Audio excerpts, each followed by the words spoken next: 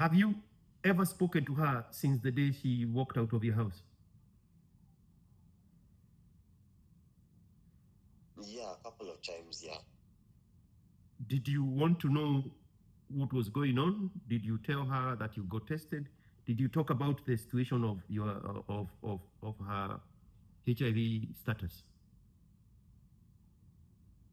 I did ask her about it. Yeah. But I didn't ask her to like really know her side of the story. I was asking her to like notify her I now know. But when I asked her, she was like, what about it? What? Like so? So I definitely knew, man, I just landed on a mercenary, a sniper, headshot. Bah! So her attitude when you asked her, she was like, what about it? Why? What about it? And now there is a Kenobia being posted on IG updates. My new man. My new man. And you had alluded in your text message that you think she was born HIV positive. Yeah, that could also be a very high possibility. Because of the cause of death on the death certificate of the mother. Yeah. The moment I saw the cause of death, I was like, okay, there's a huge probability she was born with it. Your shared experiences with your father have intertwined in a similar version that the shared experiences of your girlfriend and her mother have intertwined. I did not want to precede this by using the cliche that you and this girl were trauma bonding. But here is the explanation. She was seeking in you what she did not have in her childhood. You were seeking in her what your father lacked. That's why you're praising her for being malleable, for being traditional family oriented, for knowing what to do around the house, how to keep a home, how to manage a home. Things that escaped the women in the life of your father. And her not having grown with a father, her mother denied her a good man. And she could instinctively see the good man in you. So she leaned onto your trauma and you leaned into her trauma. And you have this symbiotic relationship bowed out of the traumas of both of your parents. Actually, what you're saying is very, very, very true. Do you want to register as a person with PTSD?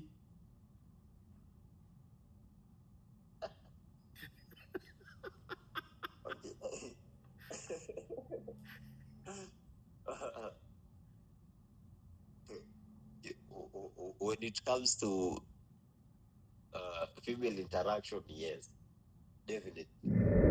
What would you advise me?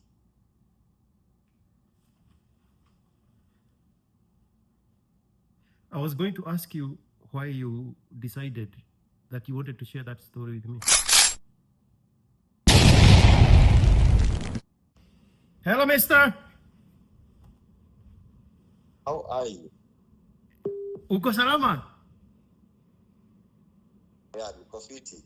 Wewe unataka kunistua na hii story uniache hapa nikipata nightmares. Nimekataa. Utanipea hii story life. We?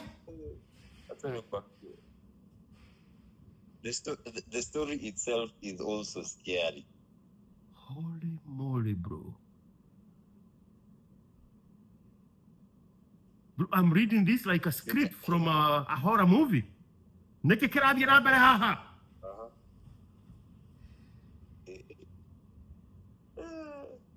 Anyway, man. So, do you want to tell me this story from the beginning? Sure. So, how did you meet this person? Okay. Mimi, the day we met, ilikuanga, she was heading to school, Okay. and she was before me. I think I also had classes. What do you mean? So, like, she was heading to school. Like, Okay. she lives outside school premises. So you went to college together. When you met, were you at the university? Yeah, we were. Okay. We engaged in a bit of talk and, like, came to know each other, like, within a short period of time. Okay. Like, I invited her over to my place. Off campus. Yeah. Okay. So she came over to my place, and, like, she cooked and did a bit of cleaning. Then, okay, by that time I was working somewhere. Okay. So I kind of left her. Then around 10 is when now I came back. Yeah. Like, that's roughly the time that I returned, like, narudi kejani. Mm-hmm. So, okay, first night, first far. So she spent the night on the first night? Yeah. Whoa. Okay. I didn't see it being like some huge red flag, because kind of it happens. Yeah. I didn't see that being a huge red flag. So, okay, from there on, we kind of pushed together, and I kind of saw that she was serious. Okay. Like, she was that kind of like traditional girl. Yeah. When, let's say, when I leave when I leave in the morning and then come back at night, I find that, okay, she's cooked, she has cleaned, she's done the laundry and such kind of stuff. So Yeah. I was like, comparing her to the ones that I was dealing with before her, Mm-hmm. it seemed much more of a better bet. Okay. So I decided, okay, fine, let me be serious with this one. Yeah. Because she seems worthy. And I think that's where I kind of went wrong, okay, because for a whole semester,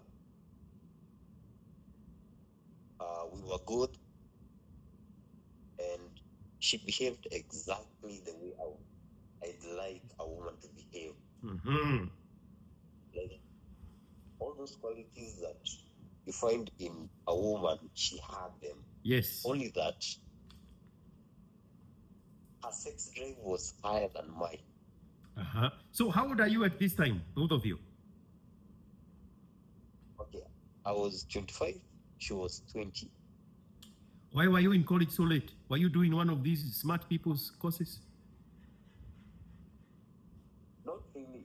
It was more of like, okay, like I put college aside. Okay. Or you deferred? Went into business, then now came back. Aha. Okay. Uh-huh. So she's 20, So She is experienced and high libido. exactly, yeah. Yeah. For me, I would say it would be more of like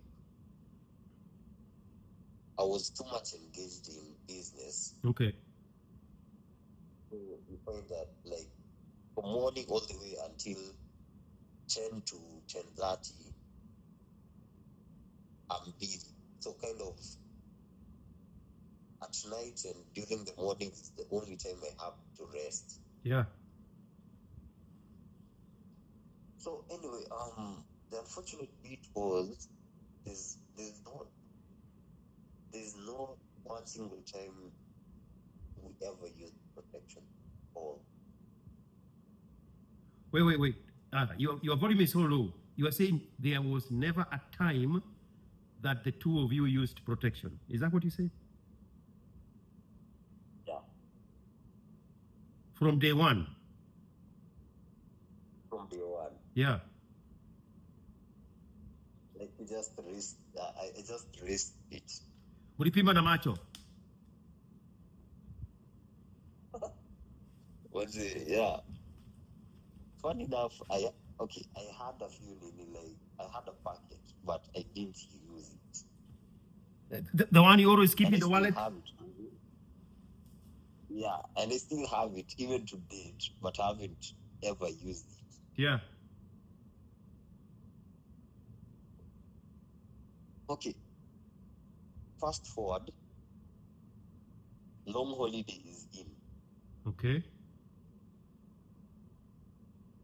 For me, I was at attachment. For her, she wasn't in attachment, so kind of she was at home. Yeah.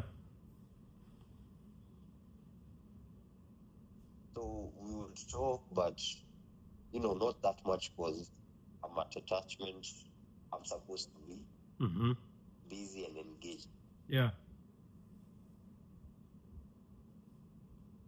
So okay, coming back now to school, she came earlier than me. Okay. But I think a week or two. I think 2 weeks. Yeah. So when I arrived, I didn't tell her I'm coming. Uh-huh. I just popped up. Yeah. But by that time she had moved from her place to my place. And so like before you went for a break, she had already moved into your place.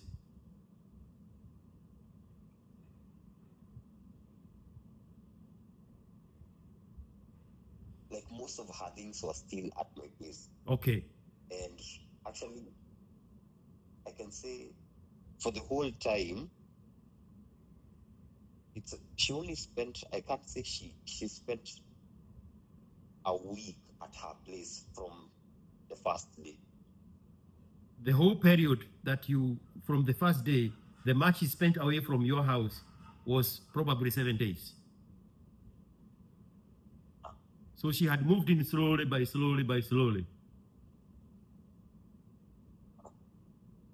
So now you are coming back from break. She has been in your place for a whole week before you. 2 weeks before me. 2 weeks. And you didn't know she had moved to your place. So it was okay the other way around. I knew. She did not know you were coming. Yeah, she didn't know I was coming. I didn't tell her. Actually, I didn't tell anyone, including my own friends, that I was coming. Yeah. She knew roughly that next week I'll be coming. Yeah. But she didn't know which day of next week I'll be coming. Yeah. So somehow half of her expected me to come. Yeah. The other half didn't know which particular day. So I woke up and I arrive. She sees me and then she comes to hug me, but she gives me a side hug. Yeah. And I notice it's a bit off because okay, it's been like 4 months. Yeah.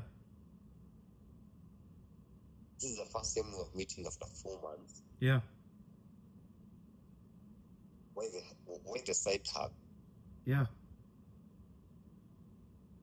So I didn't, okay, in my mind, I kind of made up a mental note, but didn't question it overtly. Yeah. So, okay, like, I noticed she was acting cold, like, she doesn't want, let's say, me touching her or any form of intimacy. My gosh. I was like, okay, I asked her about it. She told me that she gave me some form of excuse. I think she said,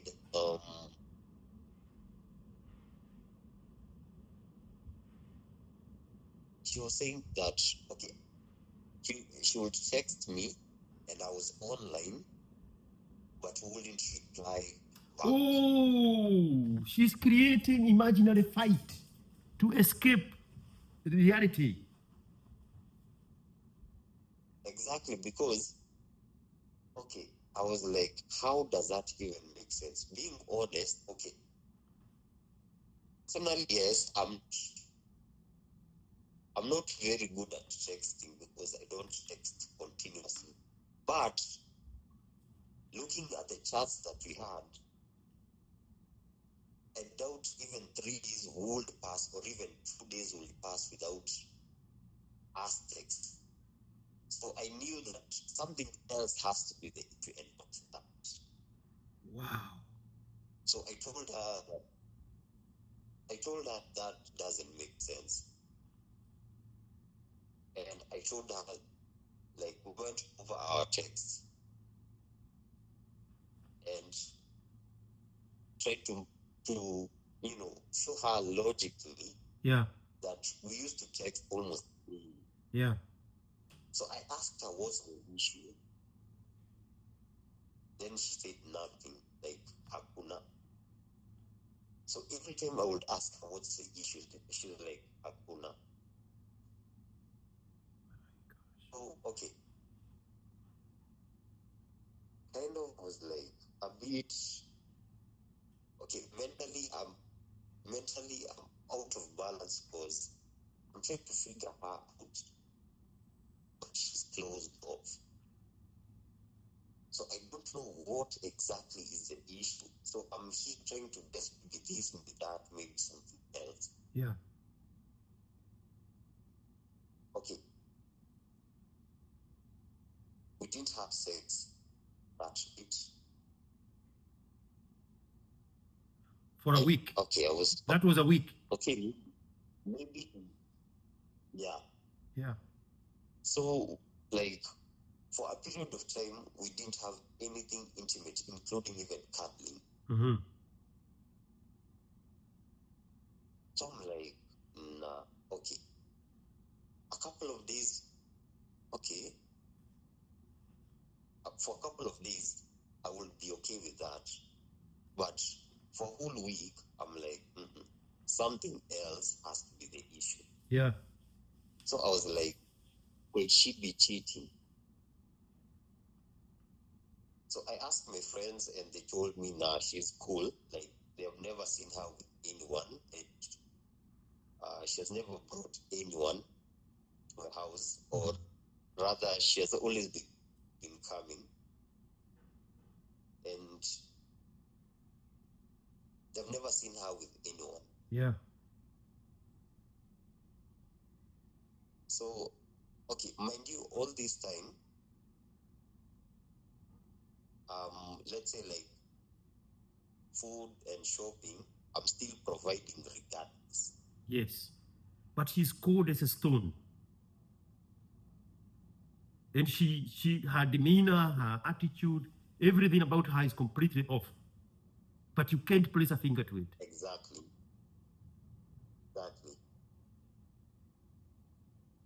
So, okay, one morning I was like, okay, you know what? right now we aren't where we were last semester. Being honest, I don't see this, whatever this is, working out. Yeah. And she was like, okay. So she got out and left. When? I don't know. She just got out and left. With her I thing. didn't bother asking. But She, okay, for me, kind of before even telling her, mentally I was done with her. did she carry everything? Because no, okay, that she didn't carry anything. Mhm. I think she must have gone and slept at her friend's place. Yeah. Now, on that night that she had gone to sleep at her friend's place, okay, I come home, she isn't there. Yeah. So, okay, I relax at the house. Then, okay, I see a few documents, and I get curious. Now, normally, I normally don't like let's say going through her stuff. Actually, don't even have that time of going through her stuff. But I don't know why yuko ilikuwa ashikanitu fulani kamenituma to go exactly there. So I go through her documents, and the first thing I find is the death certificate of her mom.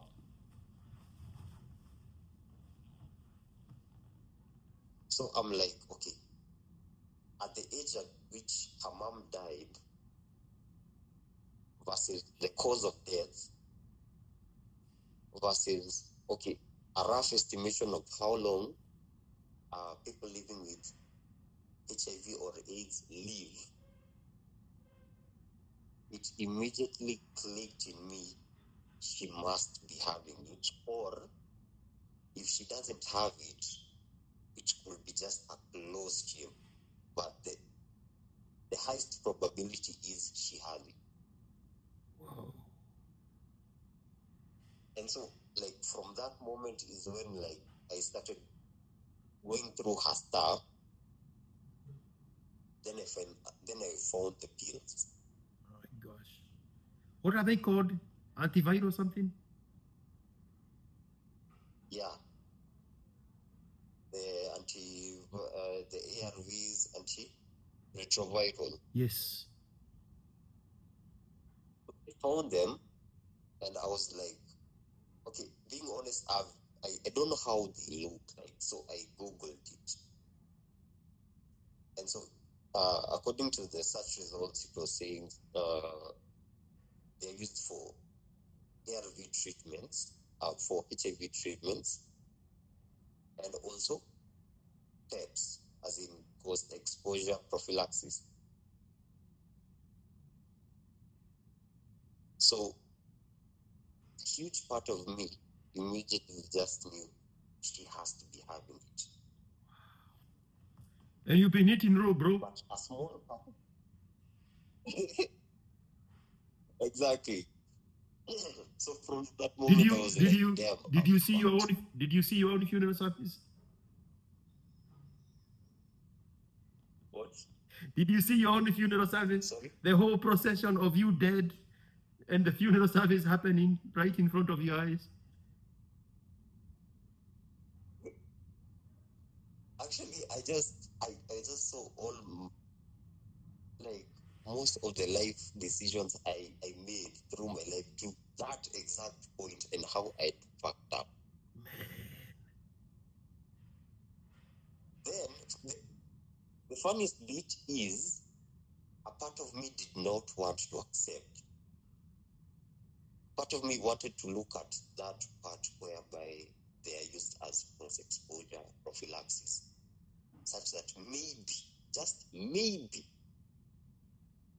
she could have, let's say, had them maybe she maybe had sex with someone else, whereby she maybe suspected the guy had the disease and decided, okay, since it already happened, let me get them just in case, just to protect myself.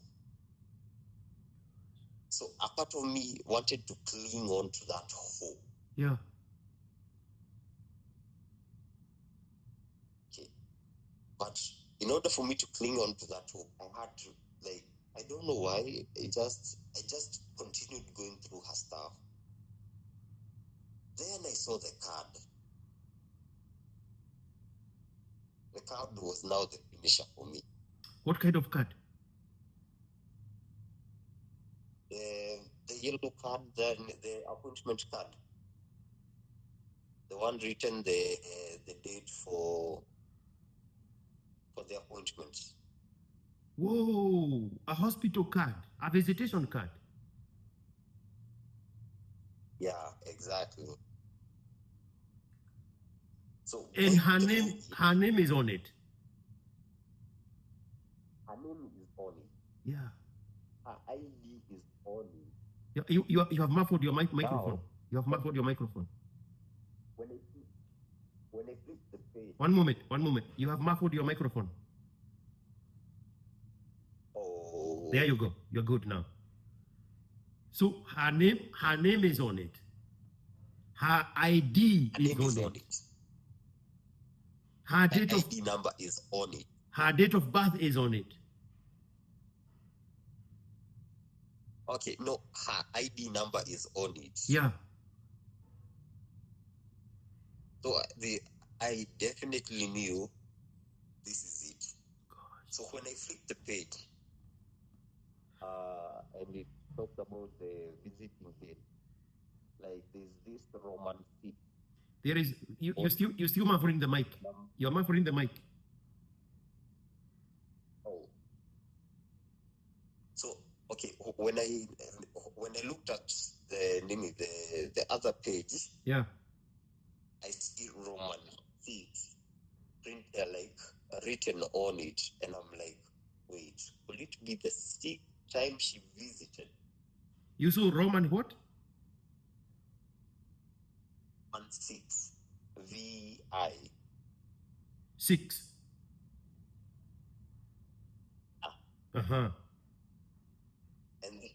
And then it shows the date 8th with your 2025.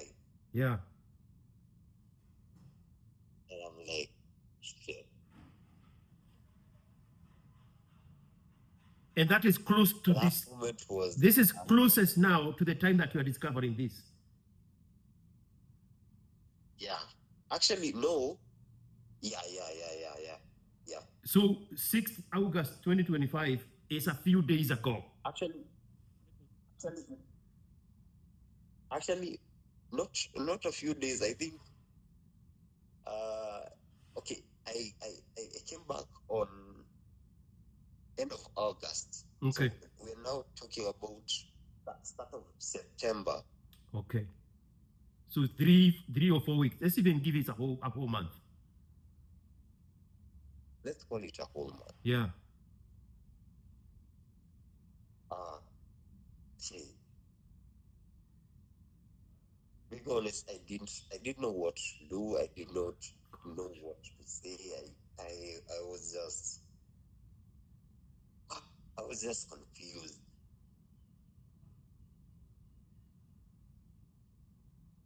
I didn't sleep the whole night. My mind was just going through all the decisions I ever made that led to this very moment. I'm like, shit, I messed up. And I thought about it the whole night till morning came. And by morning, somehow, I had accepted my fate.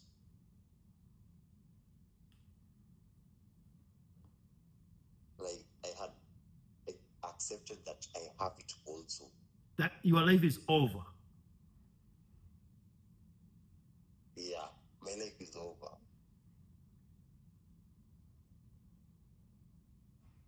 My God. And so I decided, okay, let me just go the VCT, get tested, and get my medication. Because, I mean, what else is there to do? It's the only logical thing to do now. Yeah. Because, I mean, it's the only next step to take anyway. So at least get done with it anyway. So okay, I went to the lab, got tested. The lab technician How do told you me know where wait to for- go? Okay, I went to a normal clinic Okay. because I doubt that a normal clinic would lack such facilities. Okay. I went to a normal clinic. The lab technician took a blood sample Yeah. and told me to wait for 10 minutes. Those were the longest 10 minutes of my life. The longest 10 minutes of my life. Then, after that, once they were over, the lab technician told me to go to consultation. Where? And in my head, I'm like, consultation. It's like a mini counseling. So in my head, I'm like, I knew it. I knew my life is over. But when I went to consultation, I was like, okay, guys, just cut me some slack. Just give me what I'm here for, and let me leave. Then the one at the consultation was like, okay, are negative. I'm like, Oof. how? I'm like, how?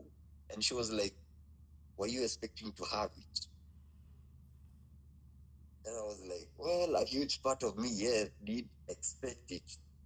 Then she was like, how were you expecting to have it? I mean, people come here expecting not to have it. How comes you came here expecting to have it? Yeah. So I didn't explain to her, but that was like some real good news. Real good news. You did not tell her that you've been sleeping with the enemy. Oh, I didn't. Oh, you did. I did not. You did not. You just counted your luck I did and not. you sprinted out of there. Without even looking back. Jesus Christ. I mean, I was out. Now, here's the funniest bit. Okay, during that time where I was at attachment, I noticed how, campus girls would always repackage themselves to look more innocent than they are. And I would watch how the working class guys would always go out of their way to try to impress them. Now, guess what? Like, after we separated, she now had someone else. No way. Oh, trust me, she does have someone else. My friend's day was, I think, yesterday, right? Yeah. Yeah, she posted someone else. I'm like, what? wherever you are in deep shit. Like, okay, she was able to repackage herself immediately without even wasting time. Look hot, bag a man, and she's now with him. And the guy doesn't even know it. How old is she now? Right now, I think 20 or 21. Oh, all these, yes, because you said you met her when she was 20, and you only had her for a semester. You went for a break for 4 months. You came back, and things went south. So it's still in her age 20 that all these things are happening.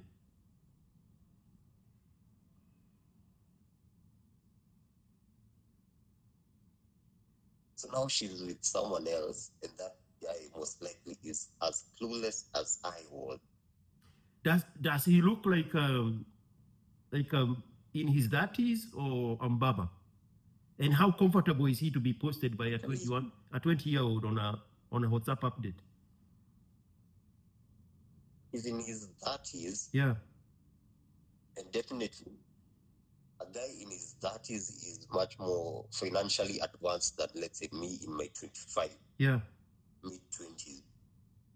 So for him, he's much more financially well off. Let's say he's 10 years older than you. He's 35. He has scored a 20-year-old. He is at the top of his game.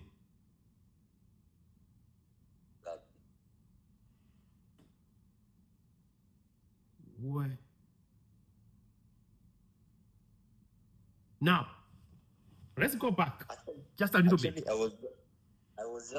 was just watching your episode with the one that you did with Mr. USIU, and you guys mentioned about something about a kite, but she's the one holding the string to the kite. Yes. It is an episode where he was alluding to a different video I made that I said I have figured out the relationship between a married man and his wife. He is a kite, and the wife is the kite flyer. That's what he's referring to. But go back to what you heard from Mr. USIU referring to the kite. I don't think that nowadays it's only married people. I now see it also as people in relationships, boyfriend and girlfriend, something like that. Yeah. Or lovers. Because that guy is flying high, but for her, she controls the string that is attached to him. Yes. And slowly by slowly, if she decides,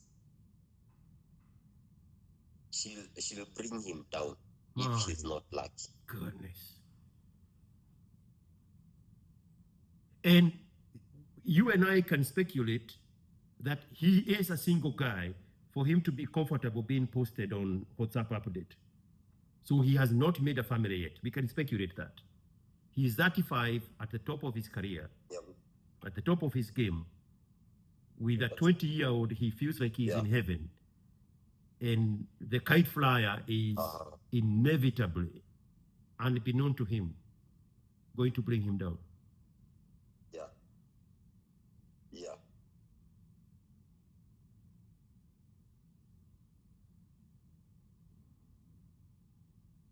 Whoa. It's unfortunate. So let me ask you something let me ask you something so that it can lead me to where I want to take you back to. Have you ever spoken to her since the day she walked out of your house? Yeah, a couple of times, yeah. Did you want to know what was going on? Did you tell her that you got tested? Did you talk about the situation of your of her HIV status? I did ask her about it. Yeah. I didn't ask her to like really know her side of the story. I was asking her to like notify her. I now know. But when I asked her, she was like, "What about it?" What? Like so. So I definitely knew, man, I just landed on a mercenary, a sniper, headshot. Pa! So before this phone call, there was a text message you had sent me. It had a screenshot with 1500 in it, and I did not spend enough time to understand what was going on there. Is it related to that conversation you had with her after you got tested? No, it was okay. It was more related to the day before she went to the clinic. Around that period. Oh, you were connecting the dots. Shit, I'm having goosebumps, bro. Yes, You were connecting the dots. You are connecting the dots depending on the time that is listed on the clinic card. It matches with the time she asked for 1500? Exactly. Because, okay, in my mind, I'm like, okay, 1500 on Okoa. Who are you talking to? So when she told me that, Shem was like, hold up. Who are you talking to? But anyway, I didn't like put so much thought in it until now when I discovered that. And looking back at that time period, it was just before her going to the clinic. So kind of it was me connecting the dots that she wanted some money to go to the clinic. My God.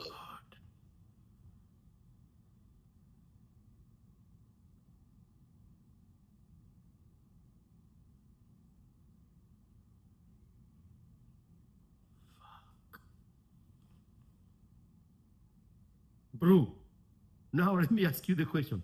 Let's go back now to you came from semester break. You find she has been in your house for 2 weeks. She gives you this cold shoulder. She does not want to have sex. She's not intimate. You're not even cuddling. Looking back, was that not blessing in disguise? It was a huge one, actually. Because and I don't know how AIDS works or HIV. Do you think it's related to the spike of the disease in her system when she visited on the 6th of August 2025? That whatever had been happening before in the previous months that you knew her, the situation in her case had gotten to a point where she could have infected you if she continued having sex with you. Yeah. That was the day of your salvation. That was the day of my salvation. Okay. One of the reasons why I didn't really get mad at her was if she wanted to take me out, all she had to do was maybe miss her medication. That's all she had to do, just miss her medication and give me the best sex of my life. Then I'm done. So it says a lot about how you treated her. Innocently, cluelessly, that you were nothing. But sorry? It says a lot about how you treated her, innocently, cluelessly. You, on your part, you did your best as a boyfriend. And she had nothing. She had no grudge. She had no negativity towards you or against you. And that's why now you are saying, if things had been different, if she had a grudge on you, she would have revenged by just skipping the meds to give you the disease. Yeah. Kenobia. Sometimes it pays. Sometimes it pays to be good.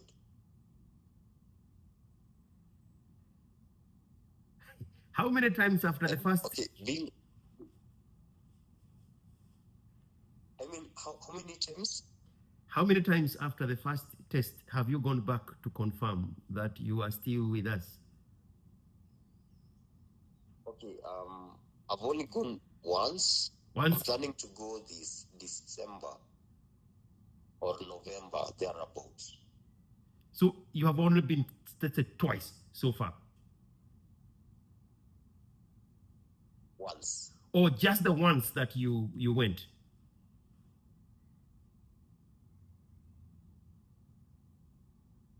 Though, being honest, Yeah. for even the second time, I'm like, okay, I'm a bit confident that it will come out negative because I came, we didn't have sex. And during the long holiday, I didn't cheat or anything like that. So basically, we are talking about the test that came out negative was from around May. On her part? On my, yeah, like the last had sex was May. Wait. Didn't these things happen in September of 2025? Okay. May was like when we were breaking for the long holiday. Okay. I see what you mean. The last time you had sex with her was in May. Yeah. You broke for 4 months. Coming back, we didn't have. Yes, I see what you mean now. Yes. So if now I get the whole argument. If there was any virus in you, it would have manifested itself to a point where by September, the first week, you are going to the clinic to be tested, it would have shown up. Like, that's what you're saying. Yeah. Yeah.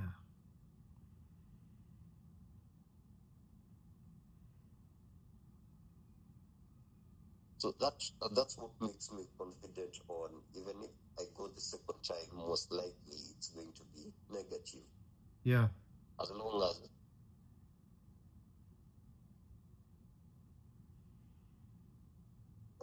yeah, basically it's that.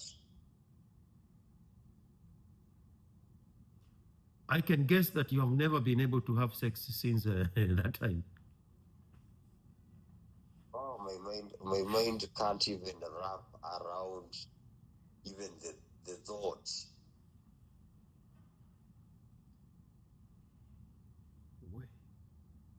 Leave alone even like, okay, leave alone even the actual act of having sex. Yeah. The desire for someone.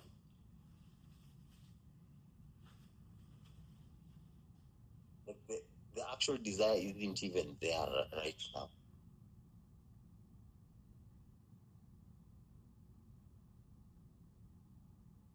Also, there's like, okay, you are lucky the last time.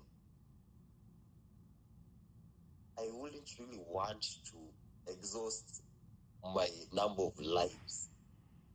We normally say a cat has 9 lives. I wouldn't want to exhaust me. That was my 9th. That was my 8th life. This time maybe it will be my 9th. Yeah. And I'm hooked.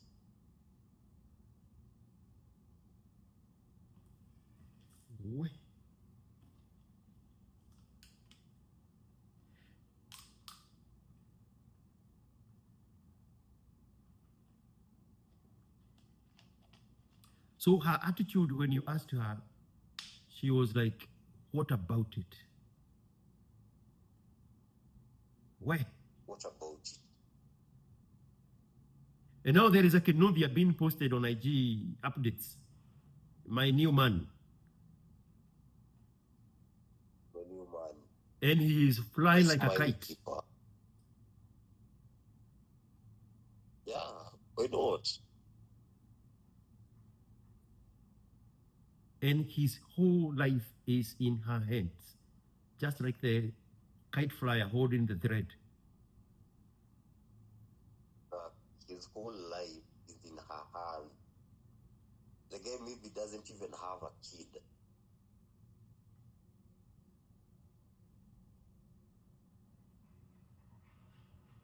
Where? I want you to imagine all this time maybe the guy has played safe and like he's taken care of himself, and maybe he has applied as many precautions as maybe he has, and the guy is clean. Then this one time he messes up, or rather he does something and she gets angry at him. His life starts going down. And the most likely thing is when he discovers that, she'll most likely have the same demeanor. What about it? Where? So,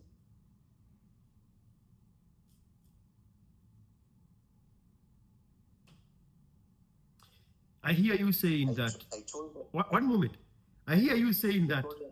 Subiri kidogo. What you just said right now is, if this new guy is not as good and treats her nicely as you did, if he doesn't walk a blameless life in her eyes, where she spared you, she will not spare him. Yeah. Or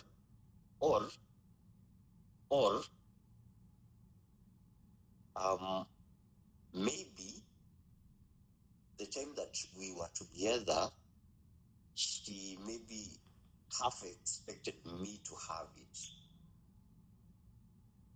And so now, after like me telling her that, by the way, I got tested and it came out negative, she was like, fuck, maybe it's, where did I mess up? So right now, maybe she will be having the thought of spreading it. And right now, maybe she will be the thought that, okay, the last guy I was with, he didn't get it because I was strict on my medication. So this time, I am going to be a bit more not as thorough in my dosage as I was back then. So that's also a possibility. Maybe when I was with her, she thought that maybe I'll still get it regardless. But it turns out I didn't. Maybe she won't do the same mistake the next time.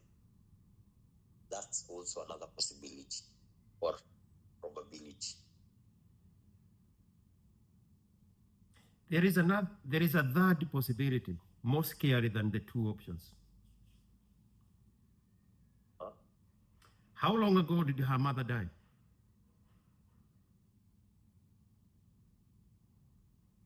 We'll just have to check the death certificate. Okay, when date of death, that is 2022 February. In February.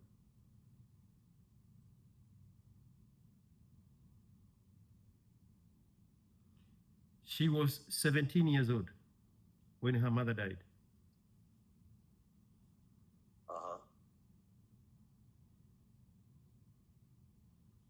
Her mother gave birth to her when her mother was 23.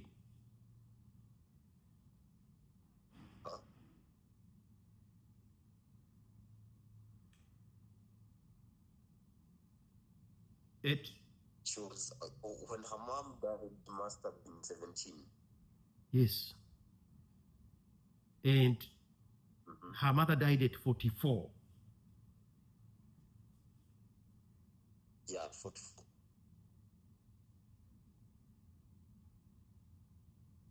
Now she is an adult 3 years later, and she's coming to terms with the dynamics that led to her mother's death. Now, this is the scary part now, the third option. Now, her brain is fully formed to understand how and why and the circumstances surrounding her mother's death. Now, remember your second option was she now wants to spread the disease. What if now she wants to spread it to avenge for her mother's death? Yeah. That if in her head now she internalizes and say, a man killed my mom, and men are going to pay for it. A mother. Yes, sorry. Yes. A man killed my mother, and men are going to pay for it. Did you ever know whether she had a father? Yeah, because okay, no, she didn't, and she has never known her dad. There is even like looking at the birth certificate which I've currently sent you. Okay, name and surname of father is cancelled out. Why? Have you seen it? So meaning that the mom didn't want to acknowledge whoever the dad was or is. Oh yeah, there are like 14 X's where the name of the father should have been. That shows you that she didn't want to acknowledge the father for whatever reasons, whether maybe he is dead or he's the cause of her misery, or he was deadbeat, or maybe, they kind of it didn't work out.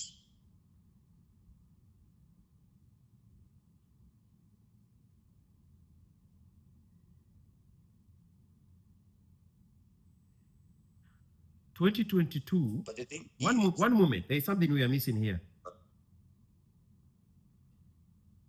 2022. 2022 is when the mother died. She died at 44. That means she was born in 1978. When was this girl born? 205. 205. According to the birth certificates.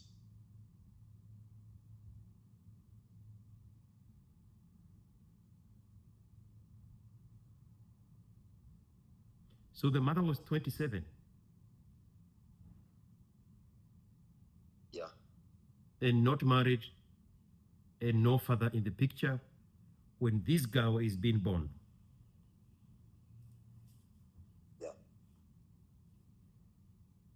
And the mother dies when the girl is 17 or thereabout. Yeah. And now she's an adult, and she's revisiting the circumstances of her mother's death and the absence of the father that she can clearly see is cancelled out with the 12 X's. And now she is a weapon of mass destruction on anybody and everybody that represent the absent father and the absent husband for the mother and the one that gave the mother the disease. Which also, you had alluded in your text message that you think she was born HIV positive. also be a very high possibility. Because of the cause of death on the death certificate of the mother. Yeah. The moment I saw the cause of death, I was like, okay, there's a huge probability she was born with it.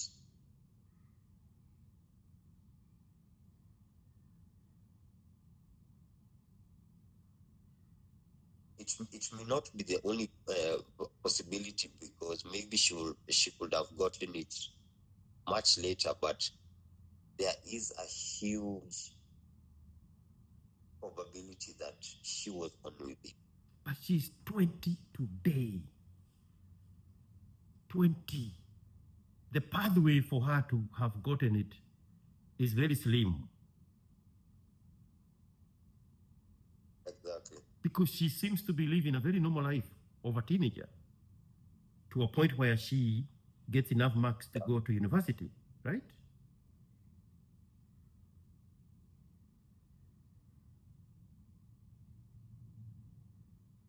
Where? We have a weapon of mass destruction on the loose. Is it called what? Biological warfare? And there is nothing anybody can do about it.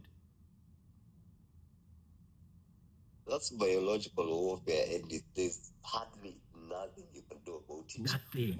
And the funniest bit is the package at which it comes with is hard also to resist.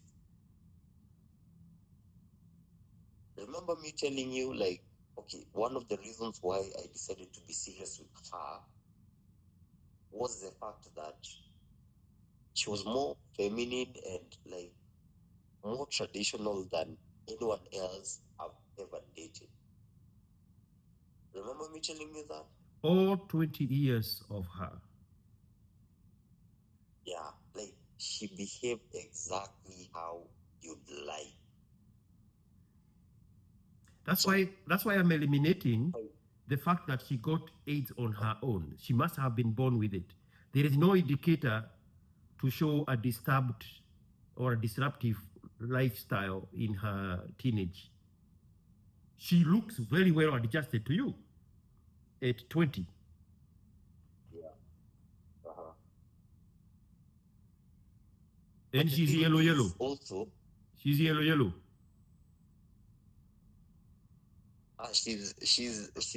she's beautiful, actually. Okay, she's nice looking. She's attractive in general. Why? So you are telling me the package in which this weapon of mass destruction comes in is irresistible. Exactly, both in looks and behaviors. Looks and behaviors, such that if you're not so much keen on the looks, the behaviors will get you. So either way, there's no escaping. Because she'll get your attention by the look, and then when you decide to judge her by her behaviors, find that also her behaviors are also flawless. So she ticks both boxes. Hence, you think you're lucky. You found a diamond in the rough.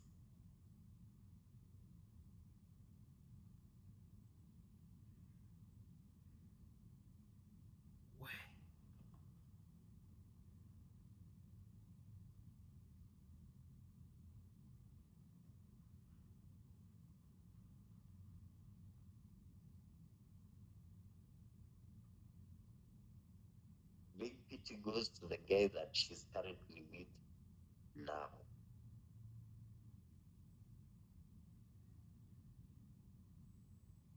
Because maybe he may not be as lucky.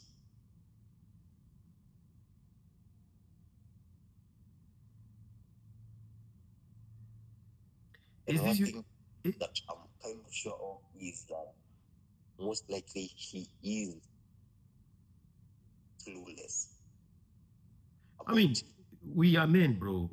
Our default setting is cluelessness. Our default setting as men is cluelessness. Period. Period.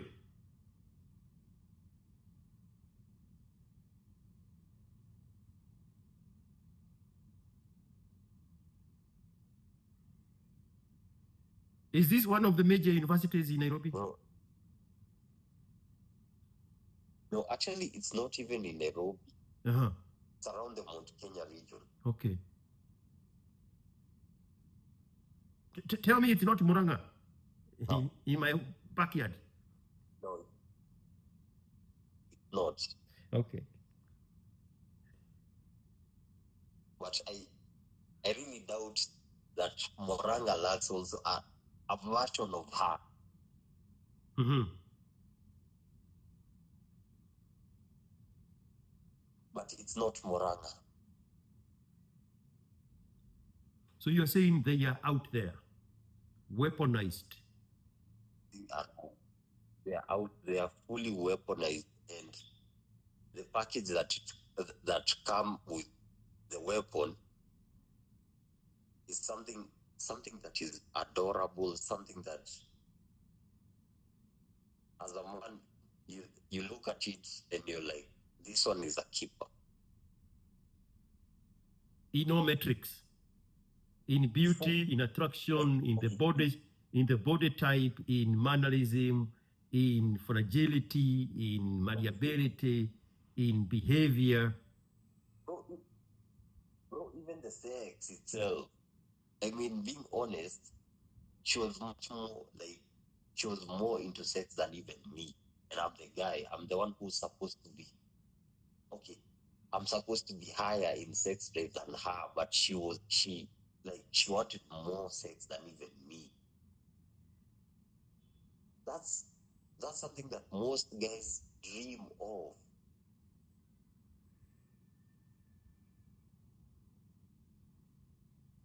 I want you to picture this.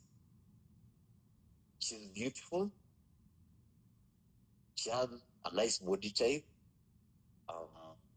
She cooks, she cleans, she arranges the house, like she organizes your day. She's a nice conversationalist. Like you can have conversations with her. And also she has a high sex drive. And she's 20 years old and she's HIV positive. So she even has youth on her side, and right now she's in her prime. Right now she's in her prime. So on top of all that, right now is when she has the highest sexual market value. And she's a bioweapon.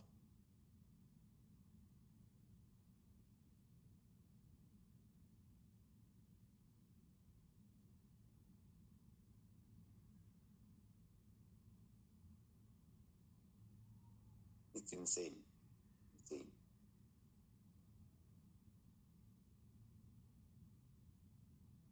It is utterly insane. In Kikuyu, there is a saying that bebe ne doge. The maize has been poisoned.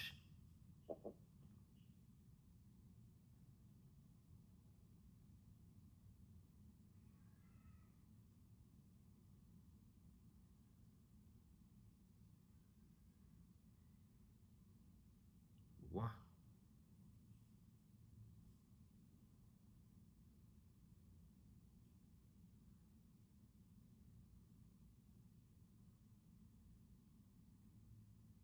Wow. I was looking at the fact that, okay, when starting off with her, I had no intentions of being serious with her. Yeah. But I looked at, like, let's say how, okay, before her, the kind of girls I had were more or less like pushovers. Yeah. You know, the ones who just come to your place just for sex, but when it comes to, like, let's say cooking, cleaning, that's on you. Yeah.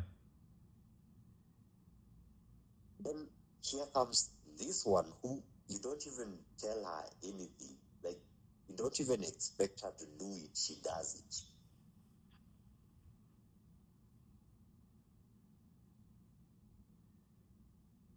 A thought is coming to my mind, bro, as you're speaking. Is there a possibility that when Yao broke off for the holidays in May, for the semester break in May, is the first time she knew that she had AIDS? Is it possible? I really doubt it. The card that you Why? saw with the 6th August 2025, did it have any other entries? Okay, it didn't have any other entries. But here's one thing about HIV infection. Yeah. During the first stage, I think it's window stage. The stage whereby before you even get to know it exists. Like, chances of her infecting people are higher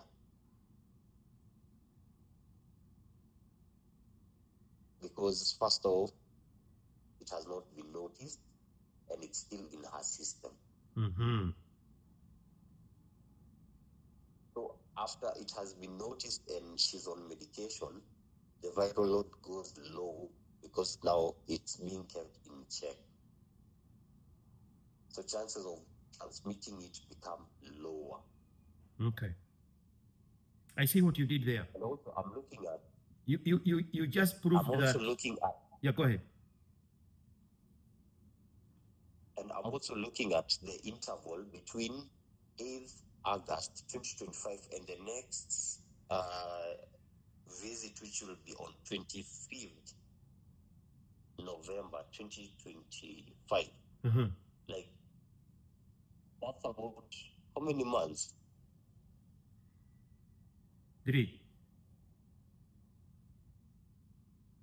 Okay, so meaning that if we take that the sequence of the sequence of the visits, that means before the August visit, let's count another 3 months before August.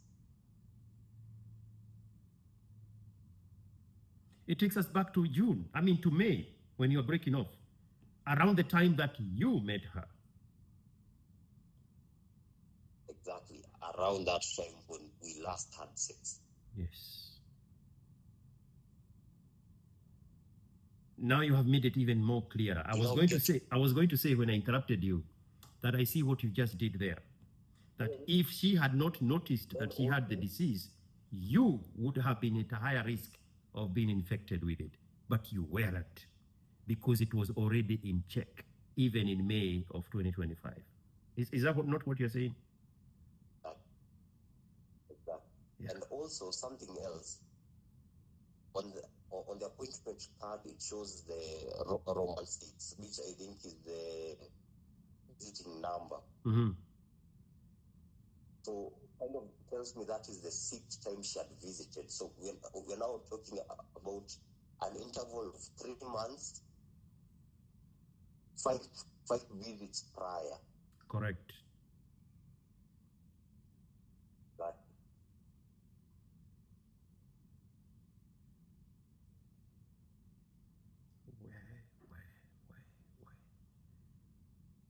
So you have looked at all these things in all angles to find out how you got that lucky.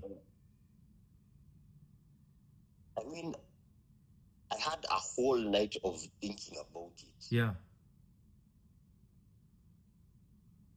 And so I had looked at everything and I'm like, fuck, she knew and still wouldn't stop me. Do you think you are the guinea pig? I doubt, because, okay, being honest, she wasn't a virgin. No. I mean, in the sense that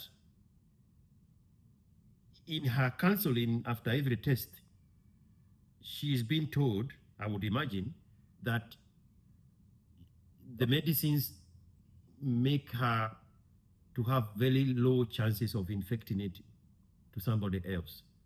So now, in that case, do you think you are the guinea pig to check if that was the case or it was still possible to infect you? That's why now she's asking you after you told her that you got tested, what about it? I think I could be. But the thing is, okay, me telling her was like, okay, wasn't really, I wouldn't say it was part of her plan, because I could have kept quiet about it.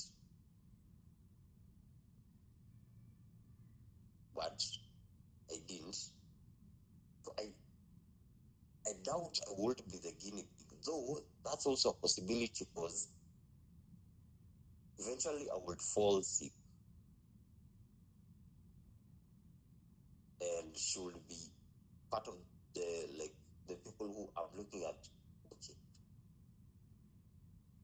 I'm sick and infected with HIV. So the only person who I was with around X period of time has to be her.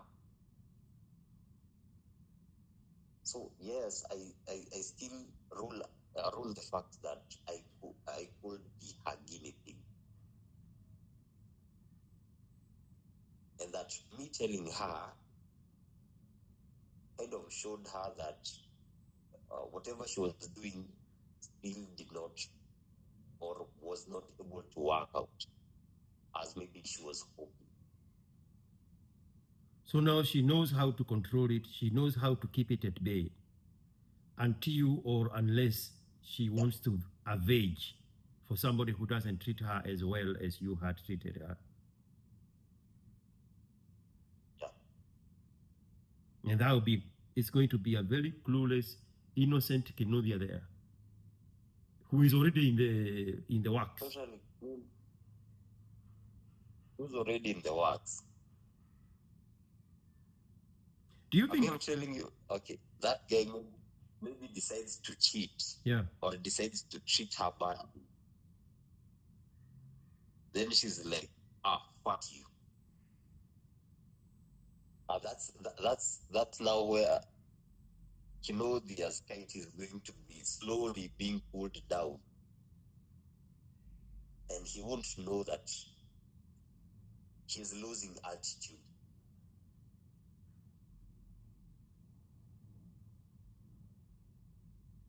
and she will blame him for giving her the disease. She will, Obvious. she will guilt him to hell. I mean, who else? Who else? Who else cheats apart from men? Because definitely, by default, men are the ones who are blamed for cheating. So it is him who went and fucked around, got it, then brought it to her. So he is the problem.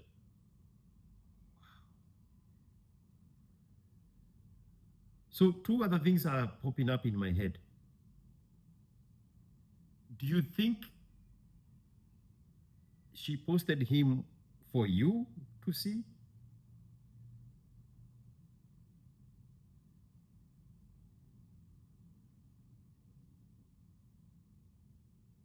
Yes. What was the message? I mean, why not? What was the Why message? not? The message was, she's moved on and she has found someone else. Even after the discovery of her Like, status. Yeah, I mean, I won't be able to stop her. No. I think it's the other way around. That she's telling you she let you leave. you owe her your very life. And now the second thing that is popping out of my mind is this, right? The second thing that is popping out of my mind is she left and left behind evidence for you to chance on so that you can discover about her status on your own without her telling it to you. Don't you think that was deliberate also? Oh,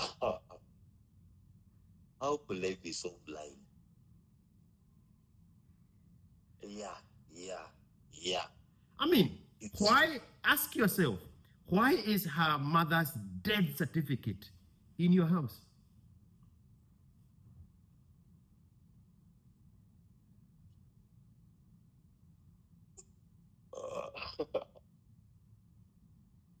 Oh, okay. Yeah. And okay, the funniest bit is the documents were placed in a way that they would bring curiosity, which they did bring that curiosity. And I went ahead and checked them out. So it was kind of her telling me that my life was in her hands, and maybe she decided to spare me.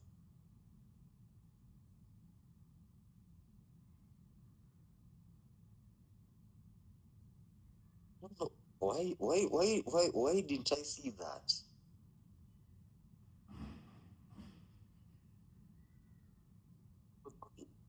If she didn't want me to discover, then it would be one of the things that she would have taken away first.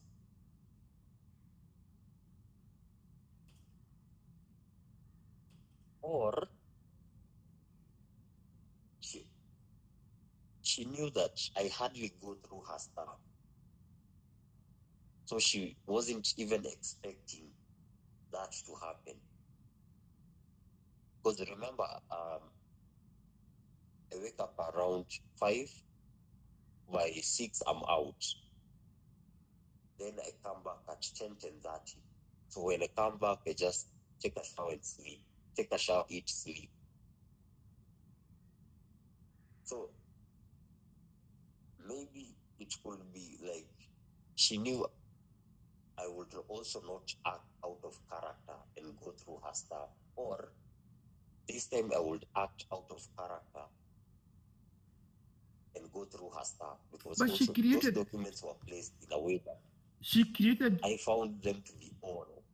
She created an environment and a situation that would obviously arouse suspicion by the way she was acting, her body language, not cuddling, not having sex, not talking about anything, deflecting.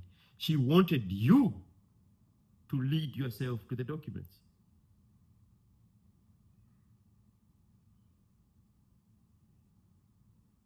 And again, you are saying she wanted you to see that your life has always been in her hands, because she is showing you, my mother died of AIDS, so I have AIDS because of her, and yet I have kept you alive. Be grateful and move. Move on with your life and forever thank me. And now she goes on this other side and shows you another man that she's telling you he may not be as lucky as you are, because his life also is in my hands. What?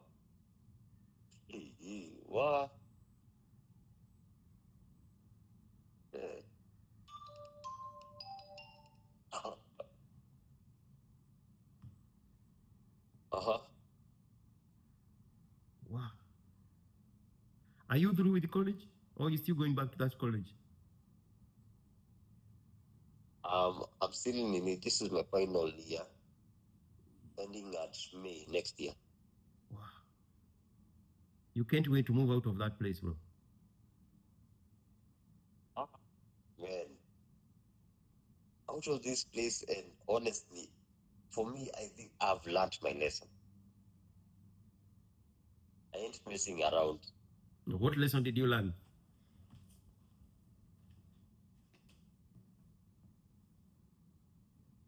Okay, there are several. There are several. Okay. One of them is that okay, like when you find a woman, one of the things that you ought to be careful about is her health. Okay, like the next time maybe I will be interested in someone, I'll make sure like, okay, I buy those self-test kits and I do them so randomly that she won't be expecting. How do they work? Number What do you test with? Blood?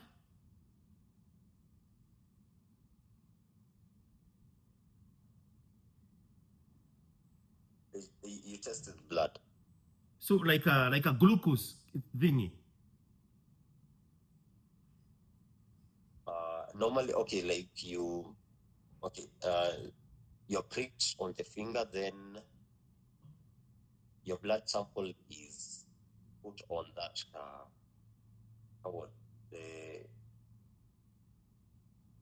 it's like a small thing that looks like as if it has a paper inside it. Yeah. And so like there's a place where you put your blood, and so okay, the blood will rise through that paper, and now depending on the number of lines, whether imekuja kwa positive ama negative, penye itasimamia ndio inakwambia your status.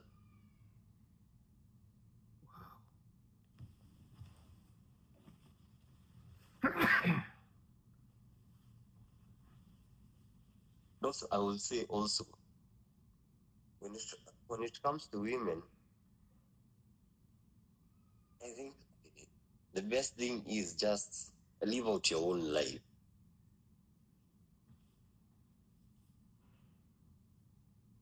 And also, when it comes to people in general, just be good. Just be good. Because if, let's say I decided to be an asshole,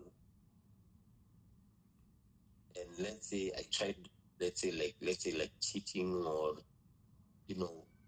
being bad, or cheating her, or like any form of violence, and she decided to end my life, I wouldn't even. I mean, it will be Europa anyway. So sometimes, okay.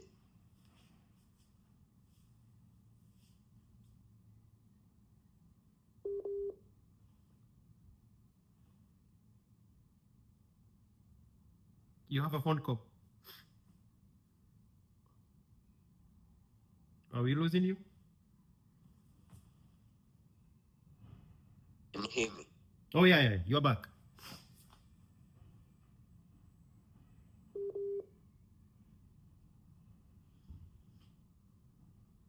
You are losing contact.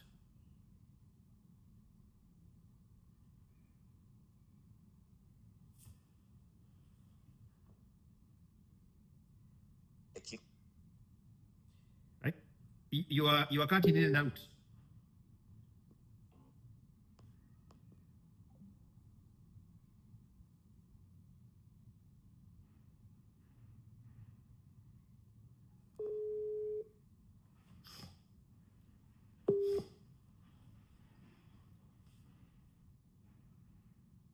You were going through the lessons.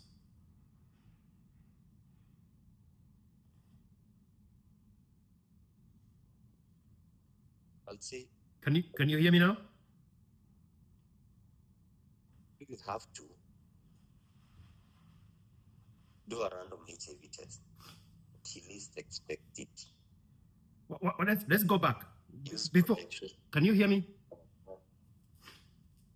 Yeah, I can. Before you got disconnected, you were going through the lessons you have learned.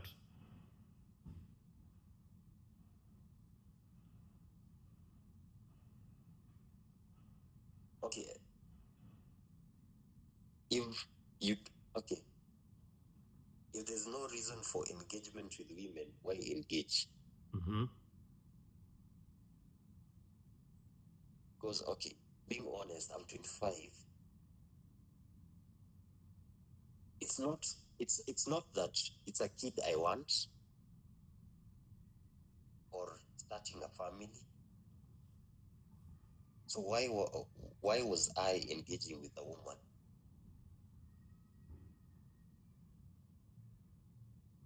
Hiyo ni kaa tu unasha moto yenye you currently don't have the capability of controlling.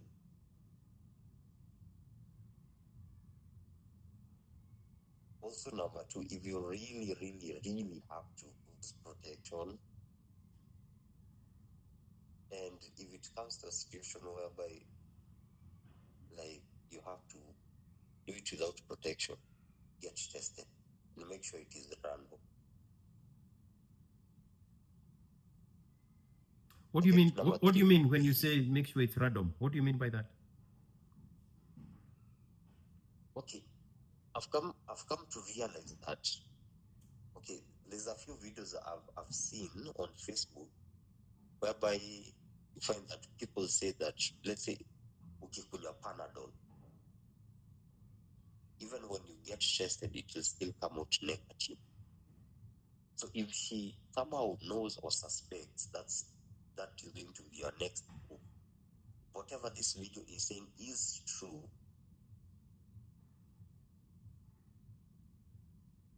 then if she knows it's Nini, that's your plan, she'll come out negative even if she has it.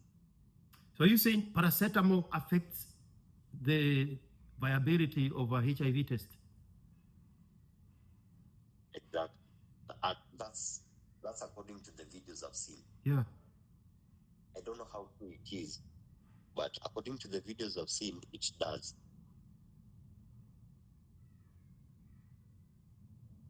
So that's why I'm insisting that make sure it is random,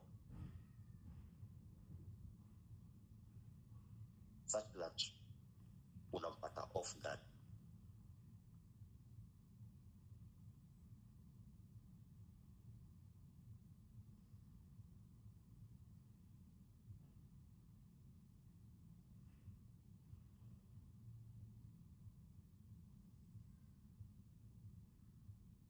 Hello.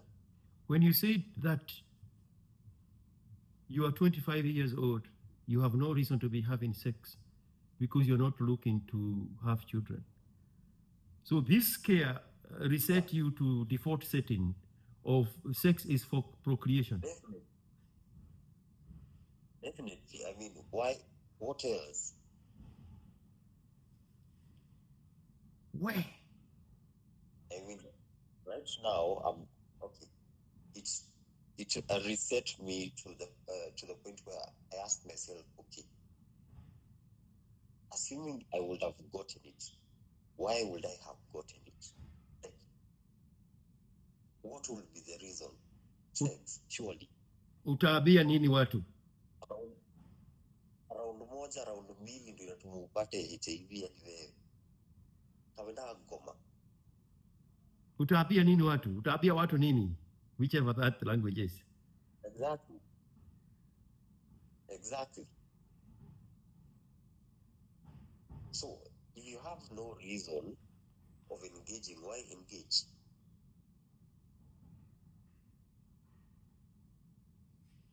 You see, having sex for sex sake is not enough reason to have sex. It's not. I remember this video you are doing when you're driving, whereby you're saying that you've looked at, okay, one of the ways you come to understand human nature is by Observing the wild. animals. Yes. And you've observed your German shepherds and you've noticed the male only wants to have sex when the female is on heat. Yes. Remember that video? I remember it very well. Yes. Exactly. So the only time most gays even want to have sex is when she wants to have sex. When she doesn't, you're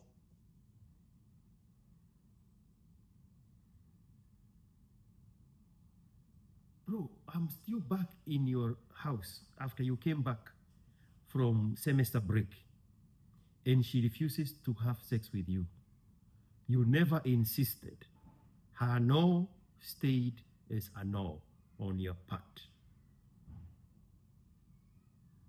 I actually find it funny because, okay, I'll give you a bit of context on how I was and how I am now.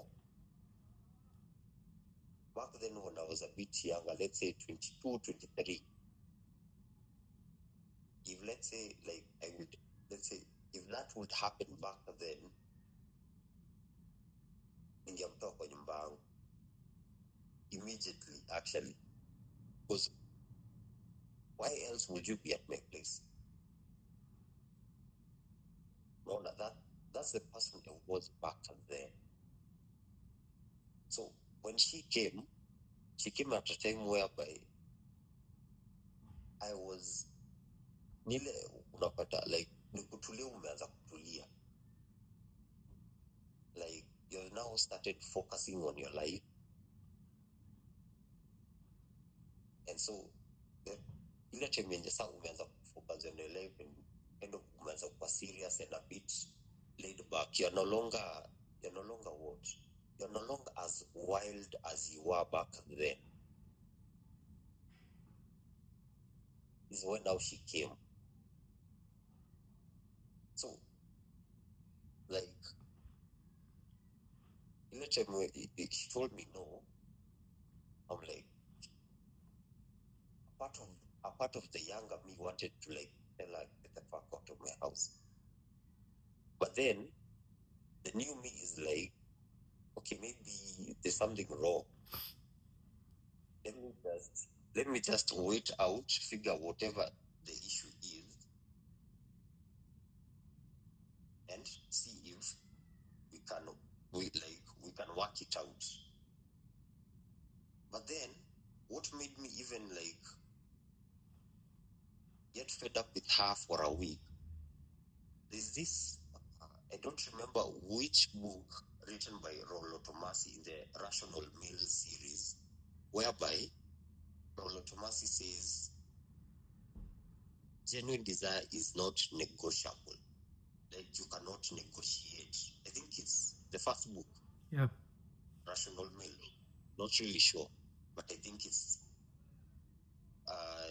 the first book, Rational Male, whereby he says the 9 iron rules, something like that. Mm-hmm. I'll have to confirm anyway. Where natural desire is non-negotiable.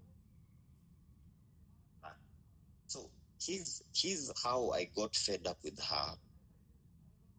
Okay, I decided to like tease her and cuddle her.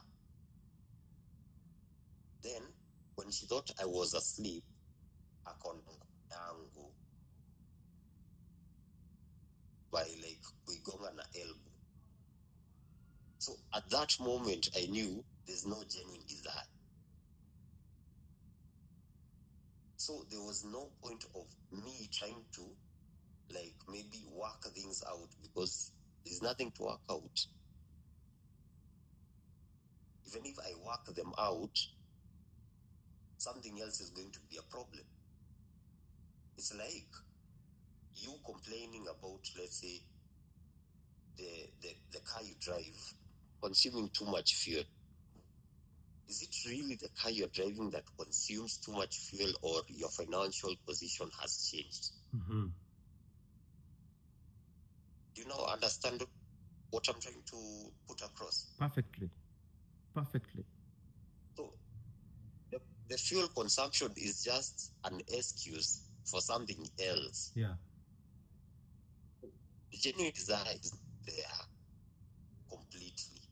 And that's why she was like trying to make up these trumped up excuses. Oh, Ati, you are ignorant. want to talk to me. Things that do not have any form of evidence at all.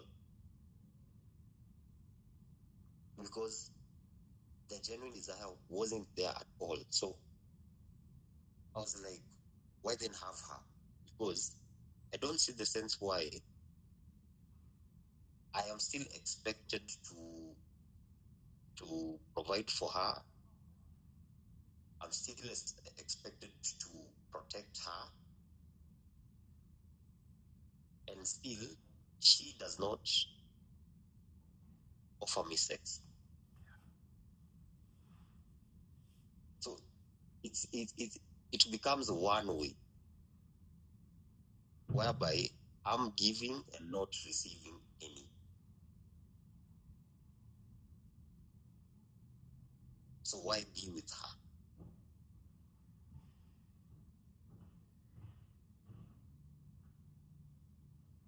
You know, if you were not a naturally nice person, generally and specifically nice to her, and you would have insisted on sex when she said no, as you say, your younger self would have kicked her out. If that had happened in this instance, she would have said, sex is the only thing you want? You want to kick me out because of sex? Like, okay, then now we can have sex. Then what would have happened? You being nice is what saved I would you. have gotten it. You being nice is what saved you. Hold on. Tenda wema nenda zako and live to tell the story. Where? Bro, the scenarios that are playing in my mind of what could have been if you were not genuinely nice to this woman. A girl, really, 20 years old. If any of your demeanor was feigned or forced or circumstantial, then you would have flipped this other former self of yours, and then she would have reciprocated by unleashing the weapon, the biological weapon. Yeah.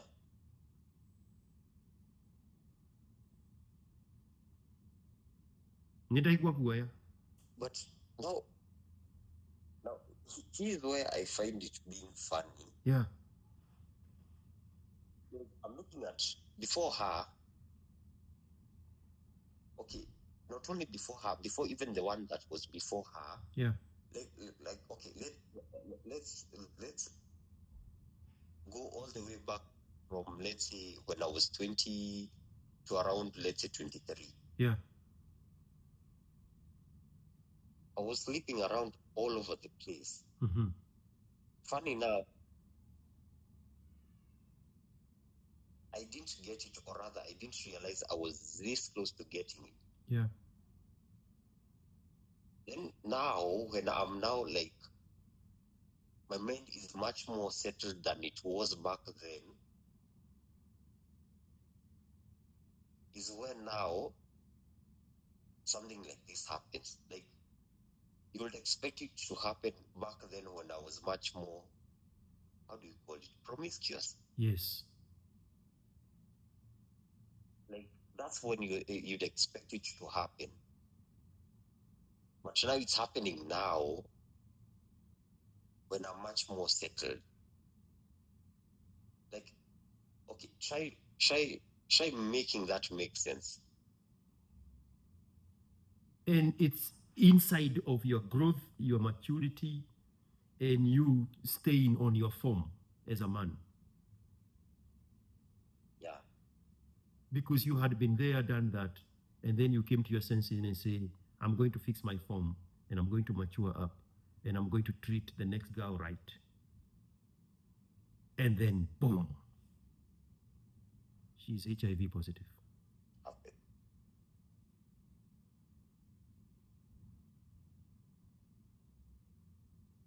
It honestly came to me as a surprise. Like, how or what is the pattern, or some only. I'm trying to understand everything, and I'm not yet understanding anything. It's like, let's say, saa zile umeishi kuwa mwizi Yeah. maisha yako yote, Yeah. then saa zile umeacha kuwa mwizi ndio unaekelewa nini Yeah. kwa kesi ya wizi, where you are no longer the thief that you are. Yeah. Like, do you find it being ironical or somehow odd? That's what I was going to ask you. Is it like an inverted version of survivor's guilt? Because you are surviving at the wrong time. When you, now in your own words, when you were a thief, you never got caught. It's when you have reformed that you are getting caught. So it's like an inverted survivor's guilt. Why am I not getting it when I should be getting it? Exactly. And yet I should be getting it to pay for my past sins.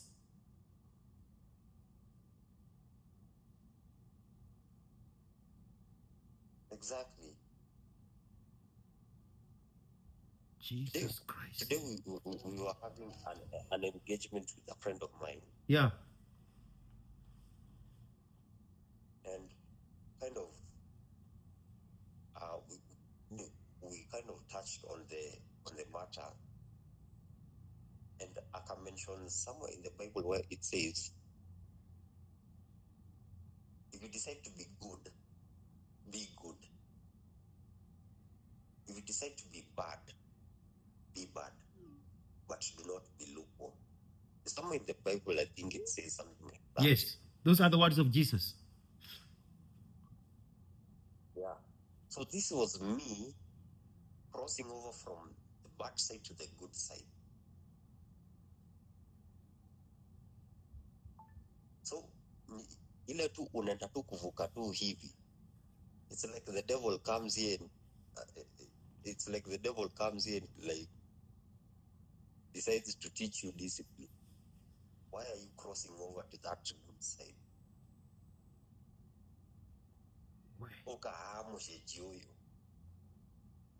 Why are you crossing over?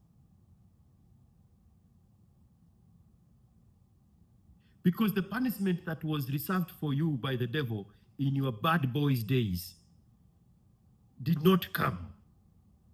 And now you are in your good boys days at the highest risk of getting that punishment, and you escape it. The devil is telling you, you owe me. You cannot go scot-free. You have to pay for the sins of the past. How can you escape?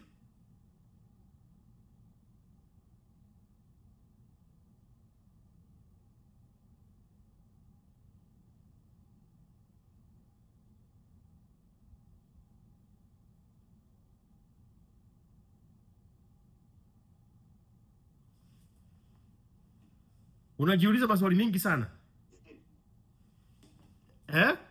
Maswali mengi.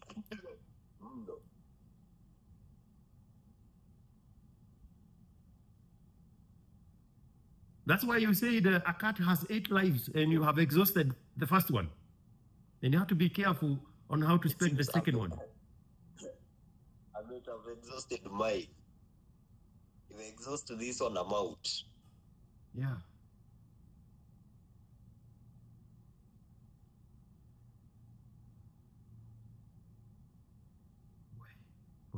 Why? That was like the devil telling me there's nowhere you're going. You can't be the way you are, then expect to escape scot-free. And now what saved you is you treating her right, even when she is being cold to you. Anything outside of that, like if you're not having sex, get out of here. She would have said, You want to kick me out because of sex? Then we can have the sex. And then the devil would have been there watching over you, saying, aha, Kenovia, you thought you could escape it. Hey, here it is. Wow. Exactly.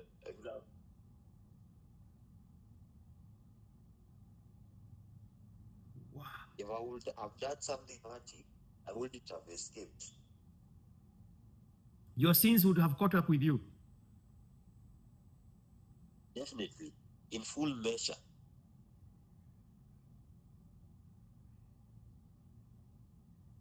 My goodness. Hence, where the Bible says, if you decide to be good, be good. If you decide to be bad, be bad. Don't be Do not lukewarm. be lukewarm. Yeah, you cannot be good, then all of a sudden you decide to mix goodness with badness. Yeah. Now, if I would have mixed the two, we'll be talking of a different story now. Now, what we in modern society we call karma. Karma would have caught up with you.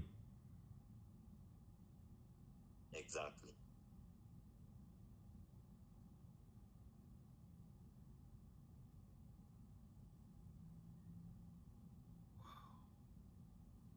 And this time there would be no escape. And more importantly, you would have deserved it. Exactly. I would have deserved it now more than ever. Yeah.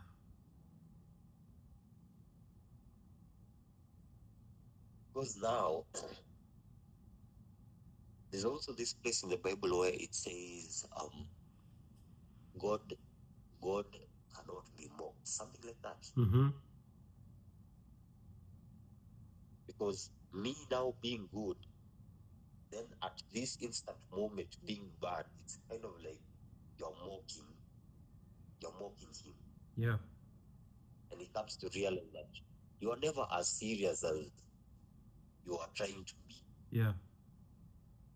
So now, since all this time you had been mocking me, you no longer have my protection. Yeah.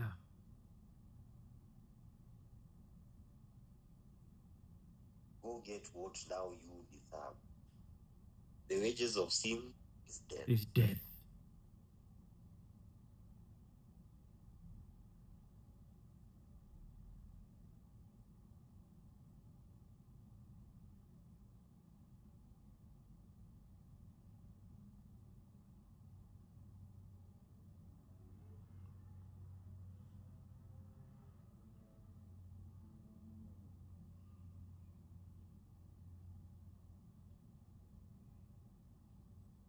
There will be no escape.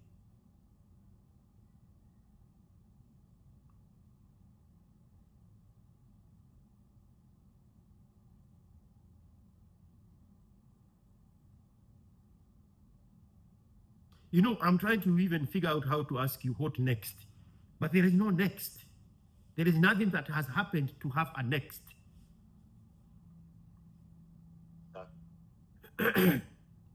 There's nothing that has happened for next to exist. It's like somebody narrowly escaping death and scratched from a grisly accident. And then they were not the driver. They were a passenger. And then you ask them, what next? I mean, what do you mean, what next? Exactly.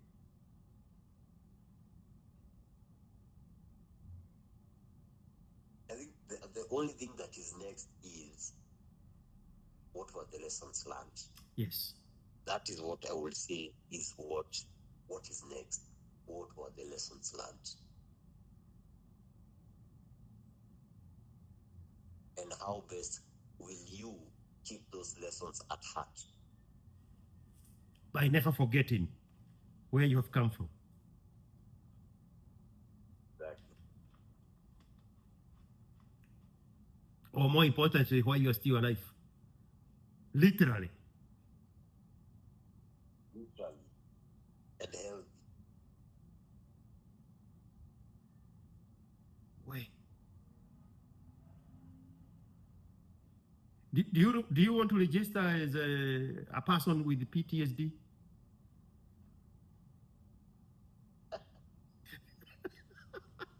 Okay.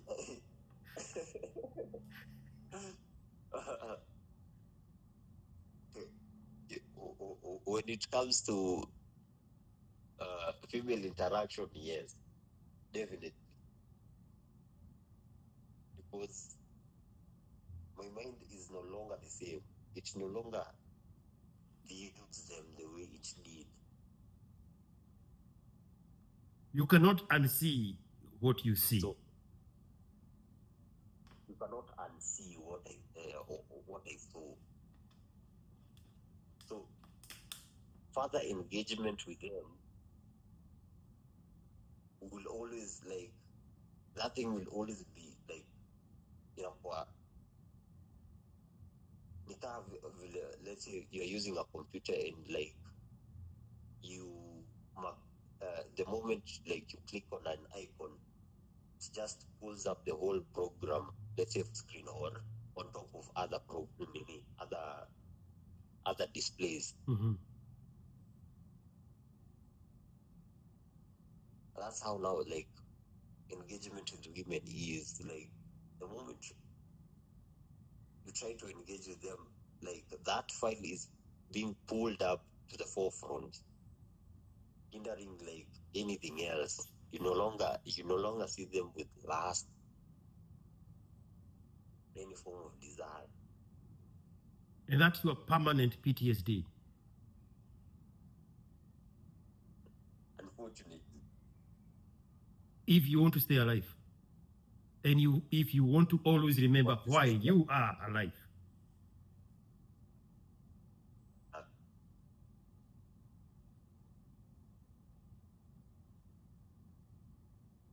Why? Why? Why? Why?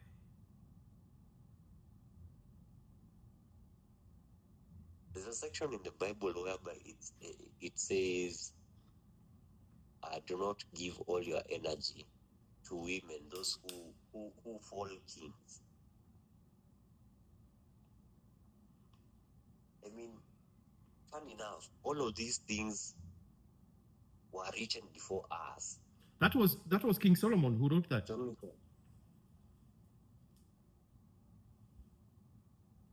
But we have never taken these teachings to heart.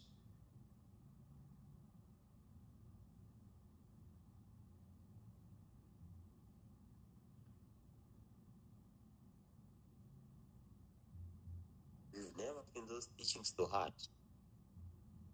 And yet, when we perish, we didn't perish because information wasn't there. It was.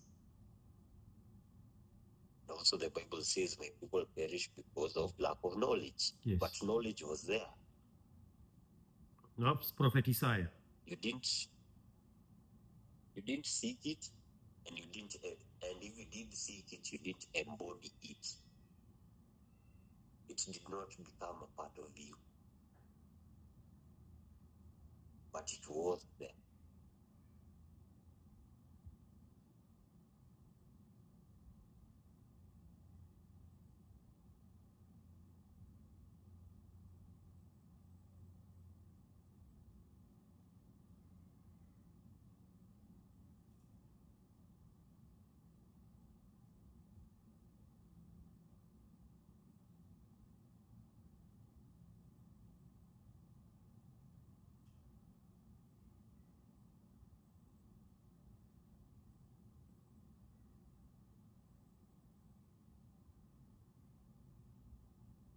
What would you advise me?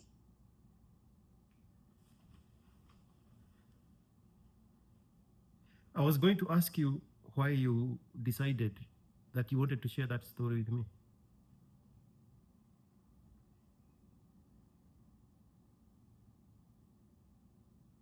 I wanted to share that story. Okay, the thing is, I know, and you have said it countless of times, whereby most people don't learn from the mistakes of others. You have said that before, remember? Mm-hmm.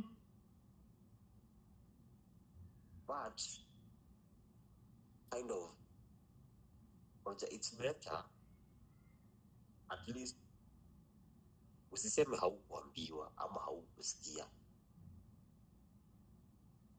Naona information was out there. It's only you who did not take it seriously. Now maybe someone who maybe would have had a close shave like that, maybe amesahau. Ama there's someone who is better than everyone else and learns from the experience of others, which, being honest, such people are also very, very, very rare. Because most people learn from their own mistakes. But if it happens that out of all those, there's just a few who are able to learn that lesson, then I think that's all that matters. That few that has been able to be saved.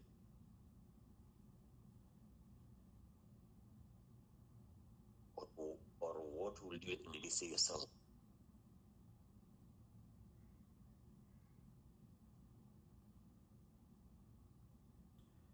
I was on a Mariam space, and there is this guy. You are on?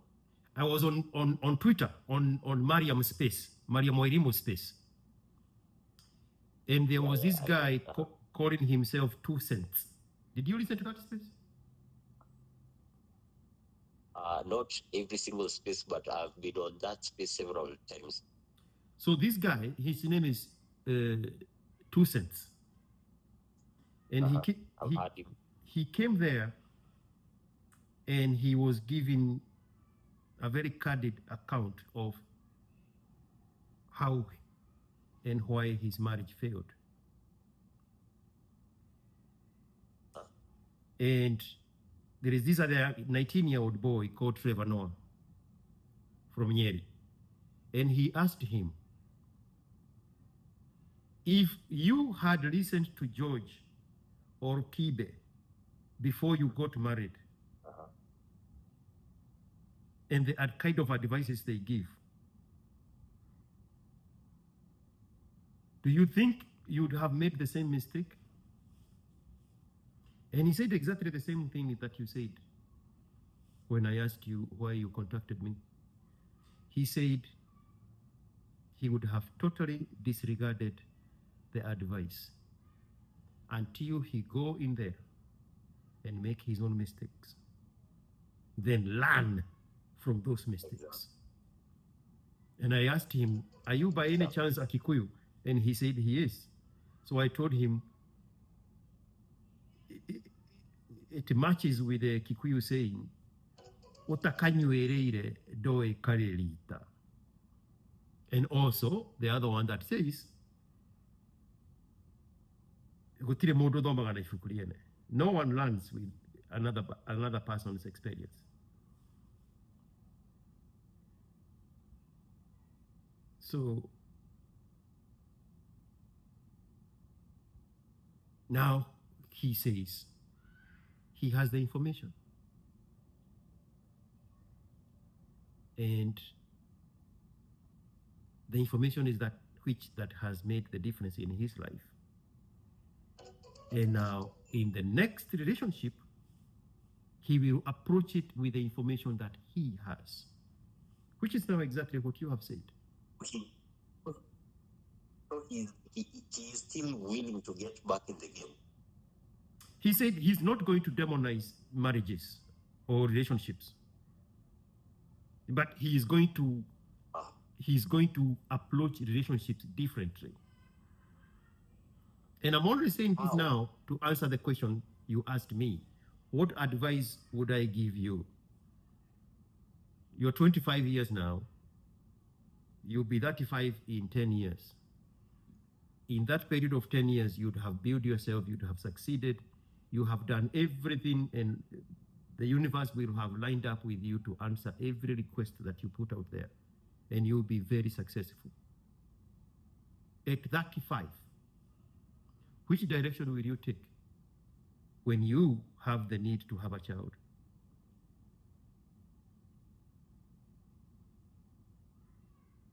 It's a tricky question. I wouldn't check the direction of marriage. I mean, okay, for me, marriage, I've seen it with my dad. He has had several women in his life. So for me, marriage is it's a no.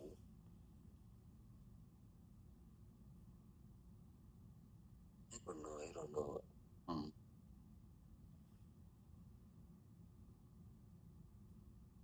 Having a kid, taking possession of a kid.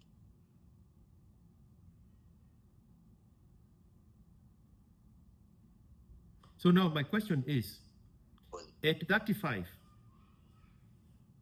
will you have been damaged by your own experience and your PTSD, or will you have been damaged because of the life experience that is your father's? I'd say both. Because both are playing both are playing a toll on me. You can't rule one and outrule the other. See, the thing is, my experience and also the experience of my dad are somehow both my experience.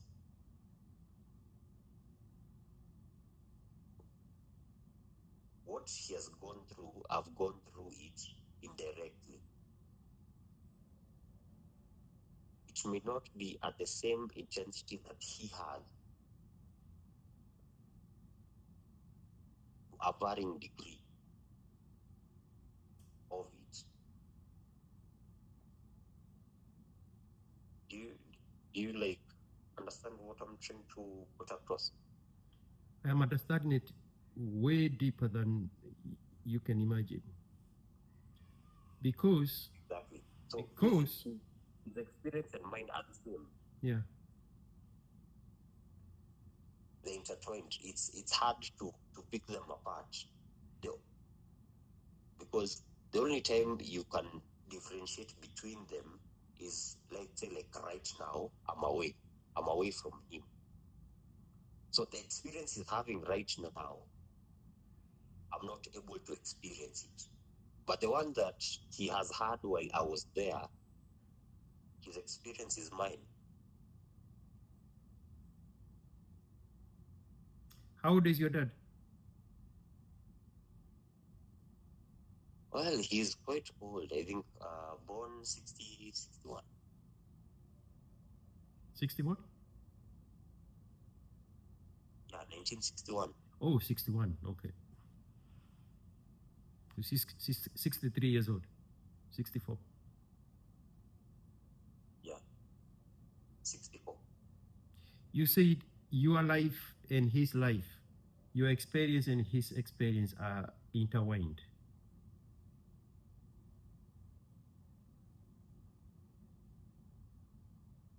For the experiences that we have shared together. Yes. Because it's hard to separate them. Uh-huh. Because the experiences that you have that you have your own father, like Watson Senior, the experiences that he has gone through while you were there watching them as he goes through them also play a part in your life. Yes. Is this where is this part where we say that normally we learn family dynamics from our own homes. Yes. Father is weak. We as men also learn to be weak. Uh-huh. If the mother was domineering, the women learn to be domineering. Yeah. If your mother was this way, then you also learn to love a woman that is exactly just like your mother. Mm-hmm. why? Why is that so? Why would you go for a woman who's exactly like your mother? Because you are reliving the same experiences that your father went through. Now, the unfortunate bit is sometimes I see people also at a point where people romanticize those experiences.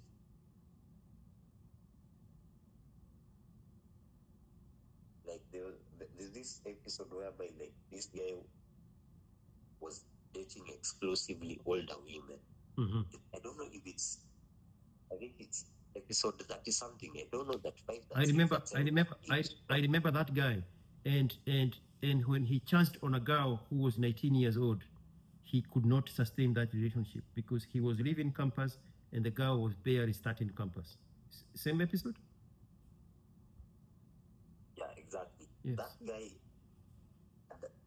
had even started romanticizing Mm-hmm.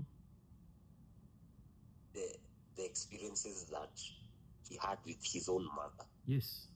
Which made him not even able to ship that younger girl. Yes.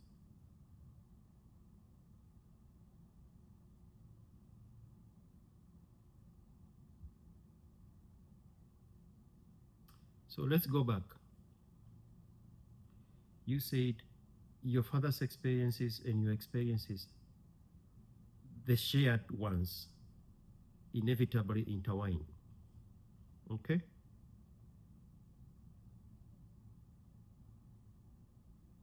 What you are not seeing is that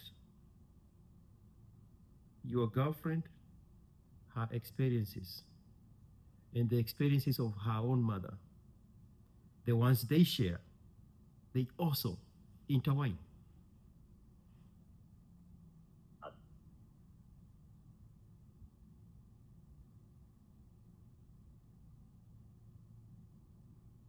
And they, being honest, funny enough, I'll tell you something. This is something I knew from back then when Kibe was doing his daily shows. I don't know why he quit, but back then when he was doing his daily shows, he normally would say avoid au madem wenye waliraiswa na single mothers. And being honest, my experience with them kind of made me understand why. Because okay, looking at first of, I noticed that women who are raised by single mothers are more likely to want to settle down. That is number one. 2, they are more likely to be promiscuous. 3, they are more likely not to view you as the head of the house because, I mean, being honest, they have never seen a head of a house. The mother never showed them where the several men that she has always been having that have been financing her. She has never shown the kids, so they have no appreciation for any man they meet. Now the thing is, the urge for them settling down is the instabilities that come with the single mother, because looking at the single mother, there's a whole, let's say, a lot of financial problems. So the moment they meet a guy who's a bit well off, definitely they'll try to bug him. Now the unfortunate bit is they have been promiscuous, so they know how to get a man.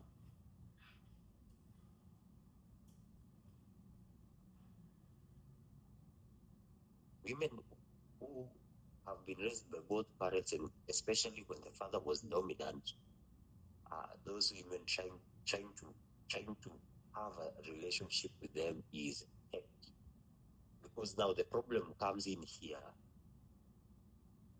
You are competing with the father. And being honest, the father has several years in advance of you, maybe 40 years, the senior. So you'll be trying to compete with a man who, by the time you were being born, he was already he had already started an empire.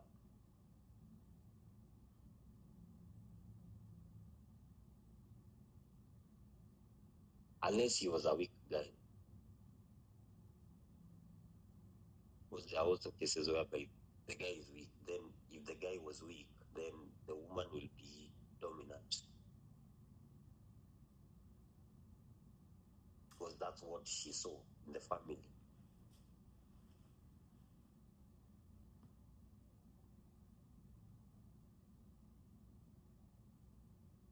So the reason I pointed out that your shared experiences with your father have intertwined in a similar fashion that the shared experiences of your girlfriend and her mother have intertwined. I did not want to precede this by using the cliche that you and this girl were trauma bonding. But here is the explanation.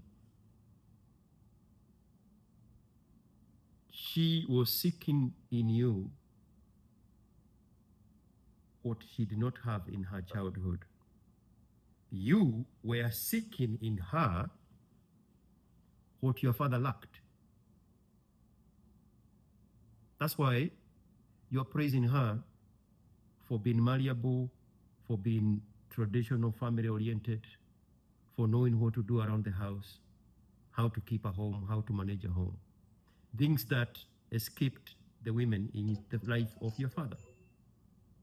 And her, not having grown with a father,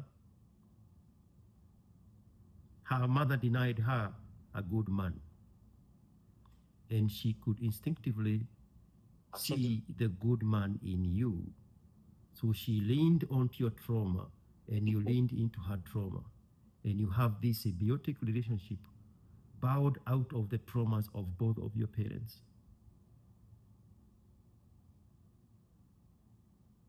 Actually, what you're saying is very, very, very true. Because I remember there was this time whereby my ex would call or text. My ex was trying to come back into the relationship, but between me and her was over. And I remember there's this time whereby she found a few texts, nothing too serious, but it hurt her.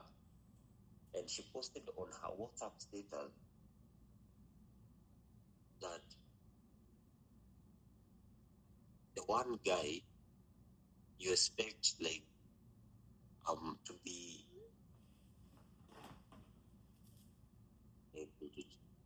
like you expected I even have the screenshots here.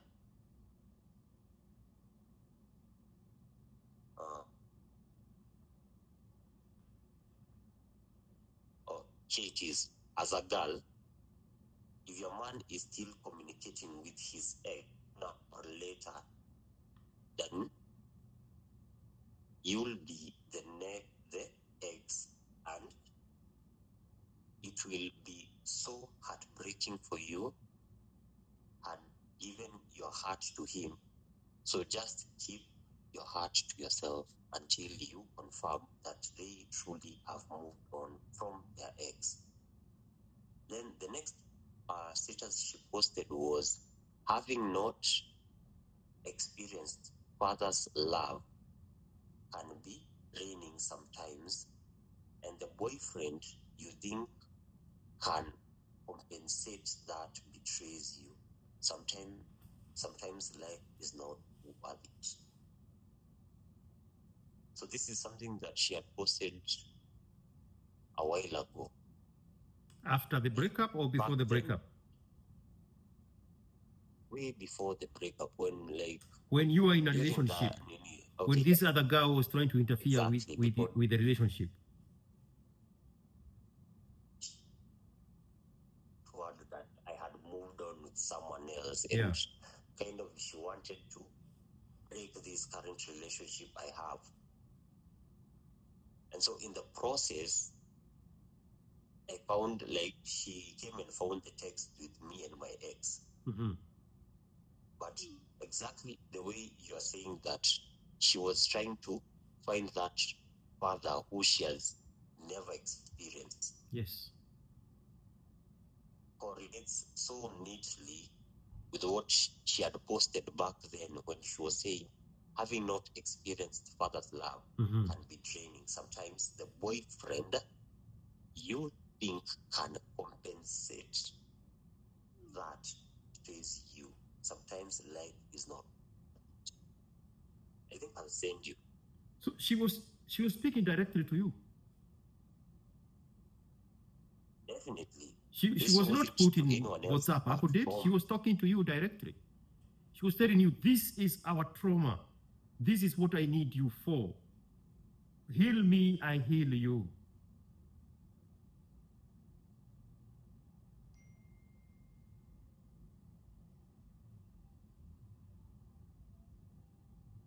Wow. I've sent them. You can have a look.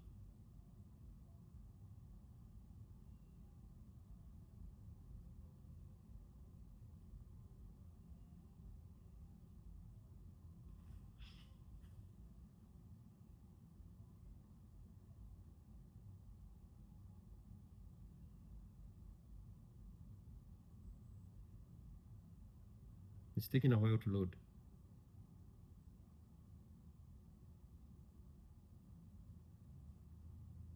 So she was telling you, hey, remember why we are together. Remember why we are a team. It's because I need something you have that I didn't get from my mother. And you are getting something from her on behalf of your father, because your father could not get it from any of his women.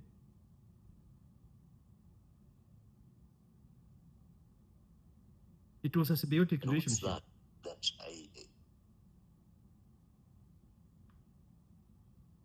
What was that I was getting from her that I could, like, that my father could not get from other women? But you said your father did not have luck with women. Yeah. And you said you watched him struggle with women. You haven't told me anything else other than that statement.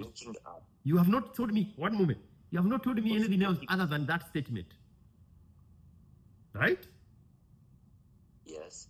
But in abstract, you on the part she is playing in your life is perfect. That's why you praised everything she does.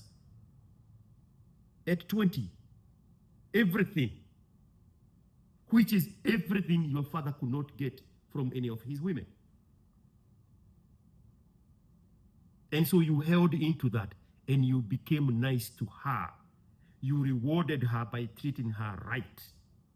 Because the exception in your head of your father not getting those good things from those women is probably because he was not nice to them. So you internalized it and said, if I treat her nice, she will give me what escaped my father. Wow. And you leaned onto it. And that's why you even keep going and saying, Tenda wema nenda zako, if you want to be good, don't be lukewarm. You are rewarding yourself for the way you treated her, because it was a compensation to win where your father couldn't. And you're winning it on his behalf, not just yours. And now you are wondering why the devil could not get you to punish you for your bad deeds in your early 20s.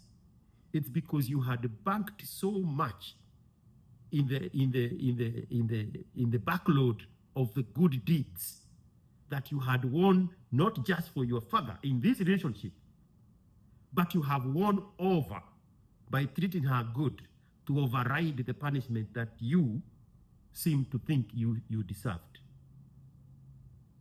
So you escaped with your life intact.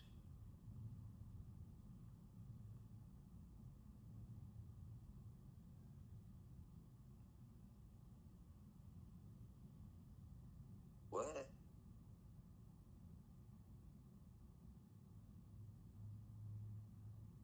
Subconsciously, you were winning. And again, you have not said anything else about your father except you watched your father having problem with women. That's it. That's the only thing you have told me. I did not know you 2 hours ago. yeah. But that motivation to win where your father failed, you poured all that energy in this girl, and your input was being nice to her. Because again, I don't know what the dynamics about your father and the women are. In your head, you have internalized it that it was because he was not nice to those women. So you overcompensated by being nice to this woman, so much so that you did not only win it for your father, you did not only win it for yourself, you erased all the bad things you have done at 21 and 22 that would have come to bite you in the ass. And you had enough credit to walk away with your life unscratched, like from a grisly accident. And now, that is your PTSD. Survivor's guilt.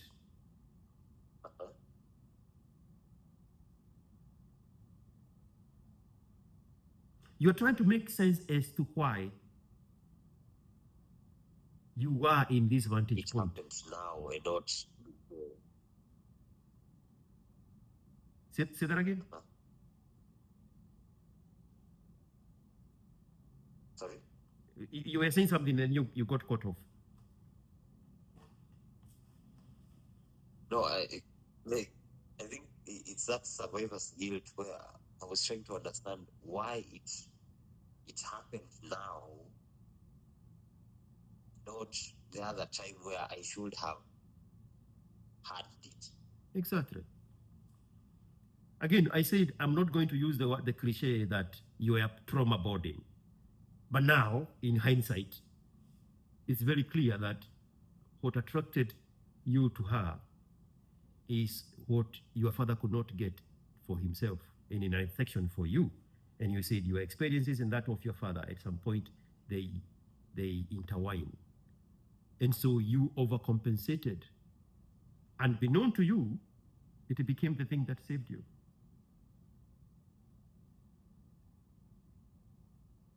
True. Holy shit, bro. True. So now, we go back to what advice I would give you. Don't beat yourself. You earned a second chance at life. Don't beat yourself. You earned it.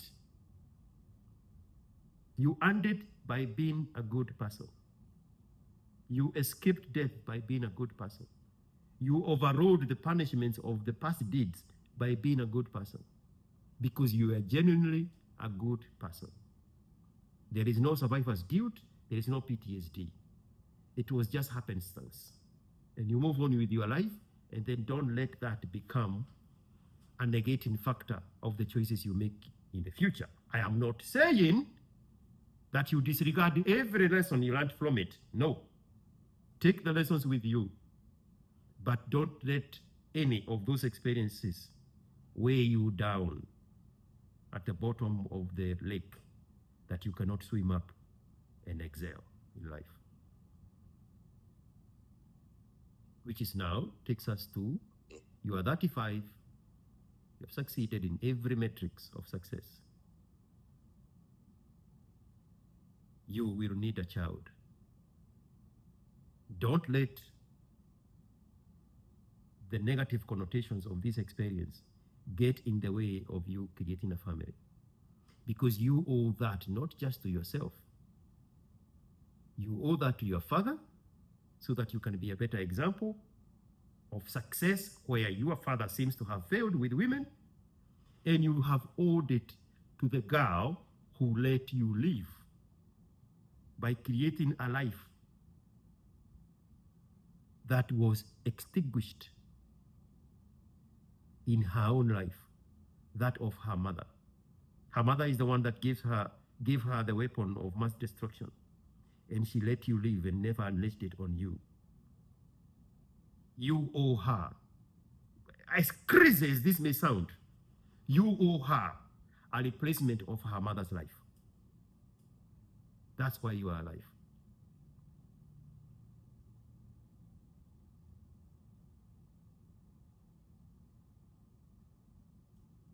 That seems like a burden too heavy to carry. I'm giving you a reason to live, bro. I'm giving you a reason to see Especially the sunny that side. owing her. Say that again. Especially that part of like I still owe her. You are very alive. That Yes. second. In abstract, your goodness bought you a second lease at life. You treating her right gave you a chance at a new lease of life. So you have to reward yourself with creating more life of your own. That is my point.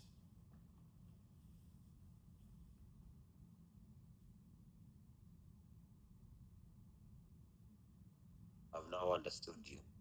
You owe the universe itself more new leases of life.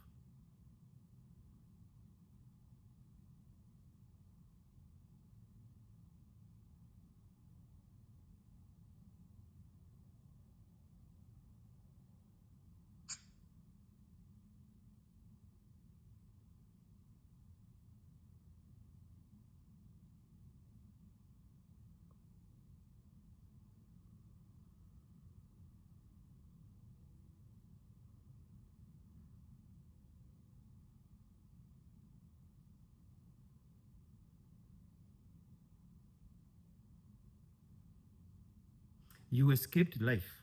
You escaped death. Don't escape life. You get what I'm saying?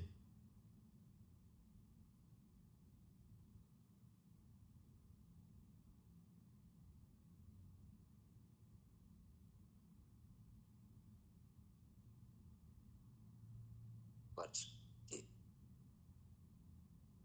how okay, how do you like, let's say, deal? Okay, first of acknowledge that, have it in your mind, and yet make it not hinder you from creating life. By counting your blessings. By looking at things from the positive perspective. By giving reason for you living. What is the purpose? Why did the universe give me a second chance at life? Everything, in your own words, should have gone wrong, didn't. Give that reason purpose.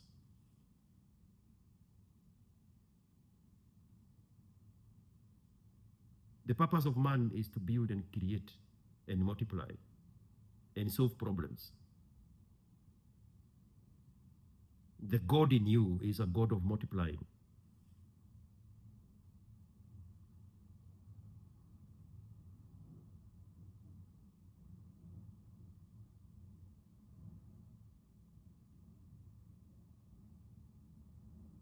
If you've been given a new lease of life, live it to the fullest in all metrics of life that define fullness of it.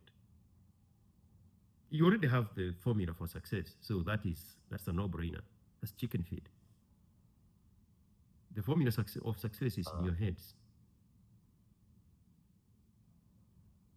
I mean, socioeconomically, financially, you are already on the path of the trajectory of success.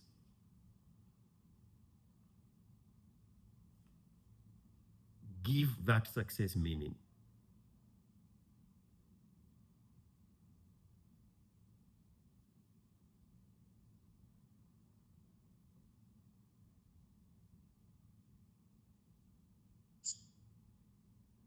Okay. I'm not convincing you to do anything, bro. This is your life. Yeah.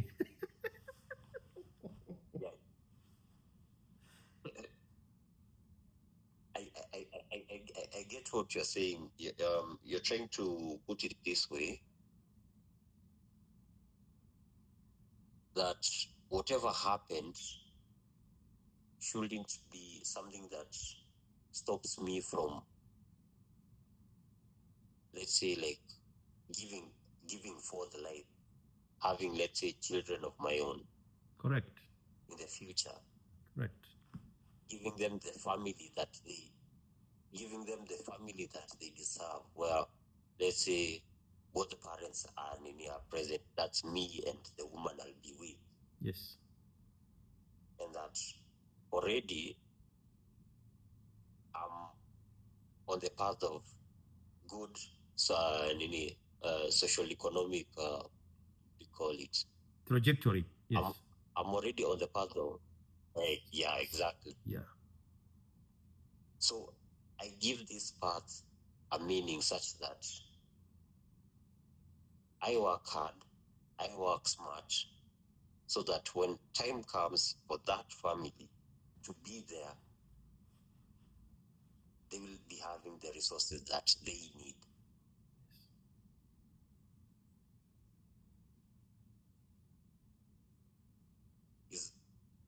Is my understanding correct? It is.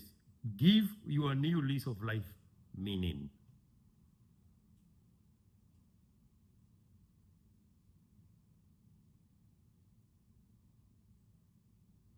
I mean, you were facing the barrel of death. You're staring at the barrel of death. And then you survived. And then you lived. What is the purpose of you living? I mean, the next guy is going to die. The guy you saw on the update, let's be serious here. That guy is going to die. You would.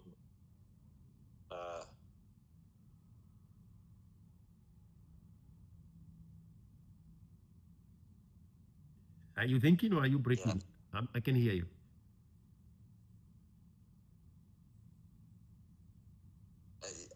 I'm listening. So I chose age 35 because we estimated that is where that guy is now, right? Yeah. What are you doing with your age 35? Because now we know what this guy is doing. He is flying like a kite, and your ex is holding the thread. Yeah. But he doesn't know it. He doesn't know it. Yeah. You have freed yourself from being controlled by the thread of the kite flyer. So there is no way you can make your life look exactly like this guy's life is now.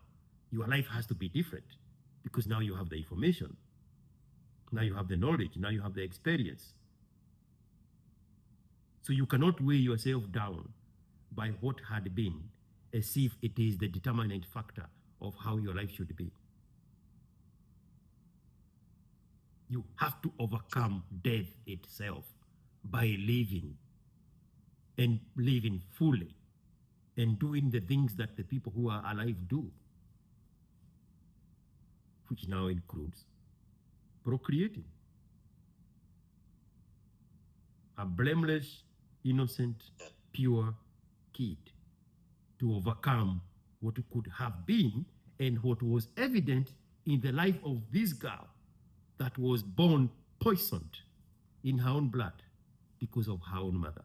That is what you escaped, so that your own child will be blameless and poisonless.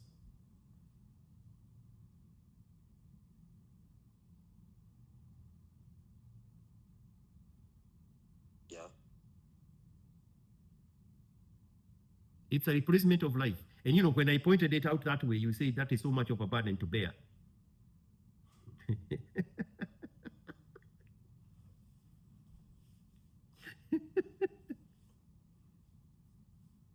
But you are not going to be doing anything different other than having a child, except that child will be blameless and poisonless, unlike the one that could have come from this relationship you just escaped from, and the one that is the lived experience of this ex-girlfriend of yours. She was born with her blood poisoned. Yeah. There is nothing you are doing out of the ordinary, you know, other than what lessons have you learned? Get tested, use protection, only use for sex for procreation. You are going to apply all those and then come up with a better outcome than what this girl was dealt. And in so doing, universally, you have accomplished your purpose. You have rewarded, you have, what do they call it? The rule of reciprocity.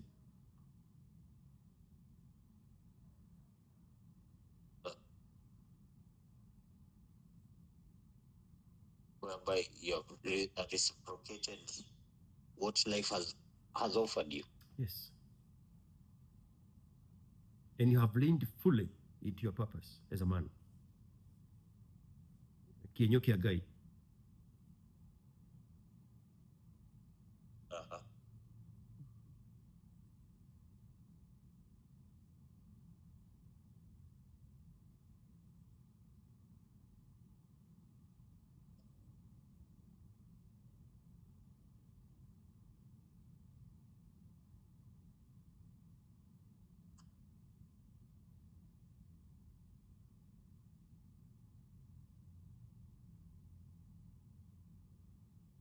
Well, I guess right now the only thing now I have to focus on is my social economic status. Yes, but until that time comes. You have already plugged in into the ecosystem of success.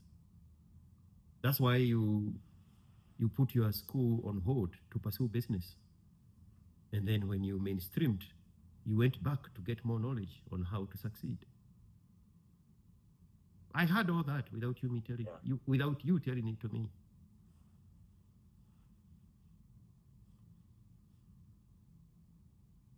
You will be just fine socioeconomically. You will be just fine.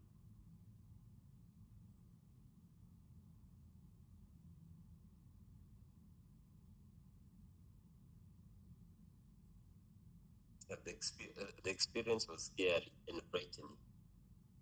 I mean, on the downside, you can become a drunkard and drown your misery with alcohol, but that's not what you are doing. You are counting your blessings and you're moving on and you're soldiering on. I quit alcohol. For me, I quit alcohol and even smoking. Right now, I don't do any drugs.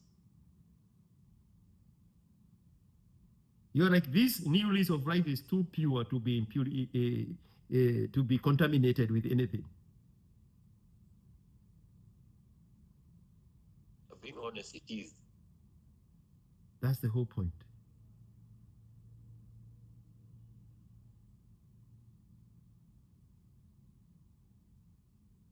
Man.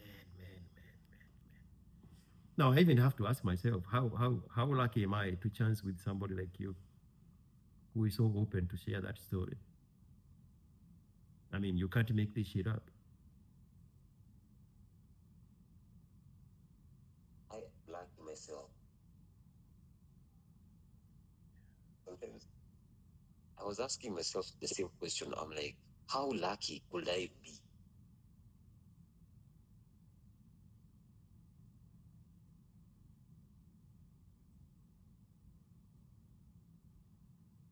Like, you are in the close of death,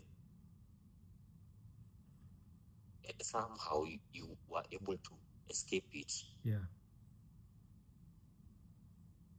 with only mental traumas, nothing else. Yeah, but those ones can be mitigated by focusing on the positive and not dwelling on the negatives. Because the good thing is they are not permanent Exactly. unless I make them be permanent. Exactly. But it was kind of a surprise how lucky I was.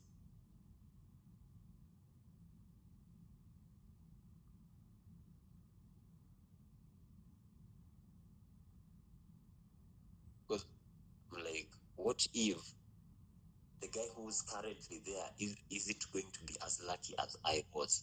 They won't. They won't. The guy, the 35-year-old who's currently with her.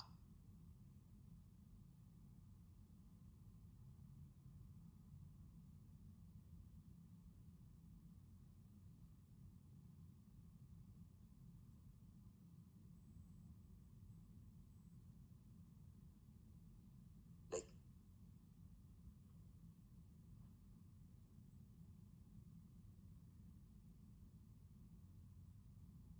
sometimes you look at the cards that life has dealt you with, and you consider your luck,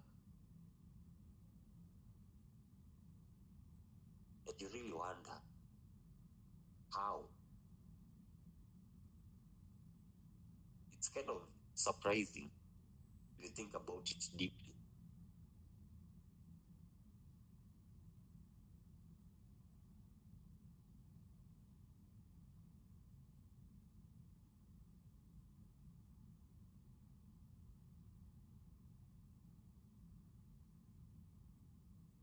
Hello, are you there? Bro, I am thinking, oh, I'm looking for ways to understand how you feel, because we will never know how it feels like to escape death the way you have escaped death. And the closest we can come is like a sole survivor in a plane crash. That sole survivor, 25 years old, everybody else dies, he survives. What is his state of mind? Because that's where you are. It's the only way we can come close to understanding holistically what your mindset is. You're trying to make sense of this. Exactly. Like, you're trying to make sense of this. You're trying to understand how it all happened and how you were like you are able to survive this while all the rest may not be as lucky as you are. She will unleash that biological weapon on every man now from this point on.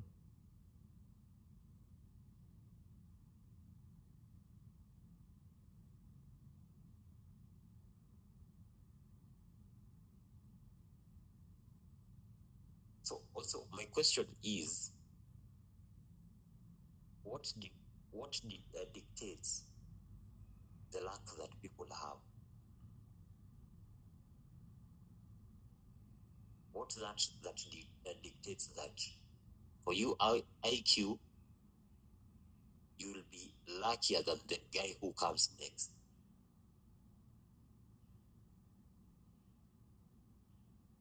Favor is not fair. Is the simplest way to understand it. Favor is not fair. The deeper way to understand it is that every life has a purpose and has a predestined journey by the power of the giver, the universe.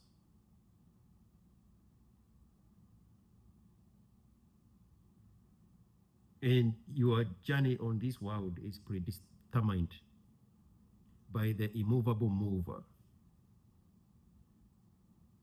of the universe.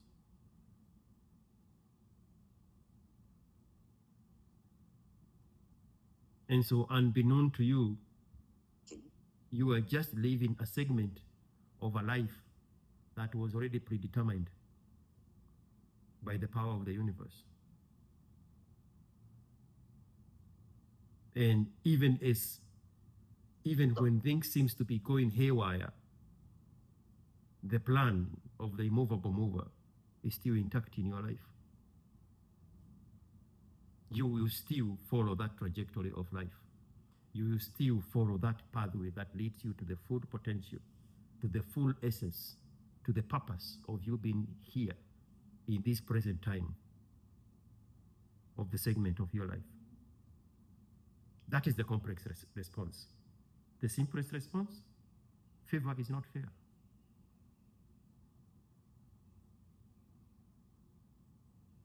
How many siblings do you have? How many? Siblings.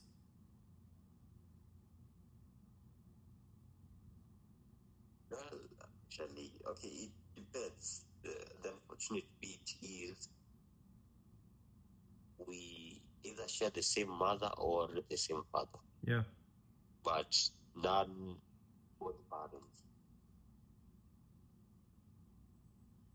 So let's not dwell into that because that's not the topic for now.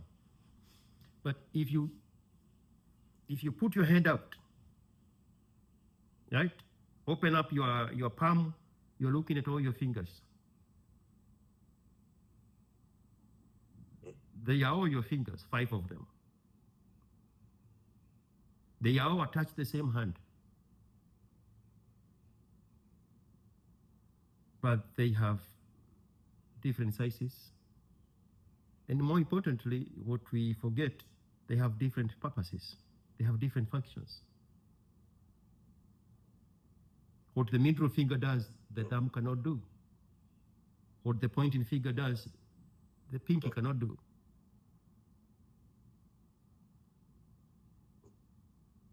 The tallest one seems as if it was only designed there to piss off other people. But they are all your fingers. They are all your fingers. And this is not my explanation. This is the explanation of my grandmother. She used to look at her children, all of them successful in their own metrics, in their own life, in their own measure of life. But they were all different. Every one of them had a different purpose. Probably for her, she would use all the fingers because she had 9 children. And she would tell us that they are all her children attached to her hand. But they have excelled in life in different ways. And none of those ways is more important than any other way of the others or of their own siblings. Because each one of them have leaned down into their purpose, into their essence, into what they are very good at. What the thumb is very good at, what the pointer is very good at, what the middle finger does best, when the index, or the ring finger does best, and what the pinky does. How can you make sense of this? Favor is not fair. Can any of these fingers say they are favored over the other simply because they are skinnier or they are thicker or they are taller? It has no bearing whatsoever with the purpose of the index finger. The middle finger being taller does not affect the essence, the purpose of the middle finger. The pinky being the smallest is not any diminished value than the thumb, which is the thickest. They are all leaning to their own independent purposes. How do you make life of this? Be like the fingers. Do your part and do it best. Whether it's thumbs up, or is the FU, or is the ring finger, or is the pinky, or the pointer finger. Do your part as if you are the only one that matters. Because when the thumb and the fingers are their purpose. They don't matter what the other finger or the thumb is doing. They have leaned fully into their purpose. It's the only way to make sense of this life.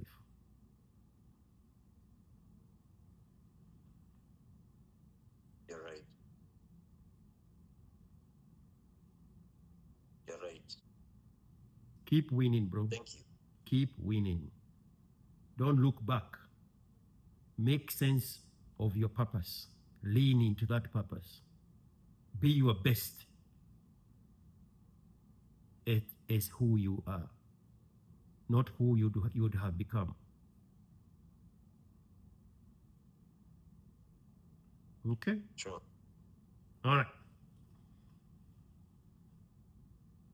Thank you. Welcome. Take care, man.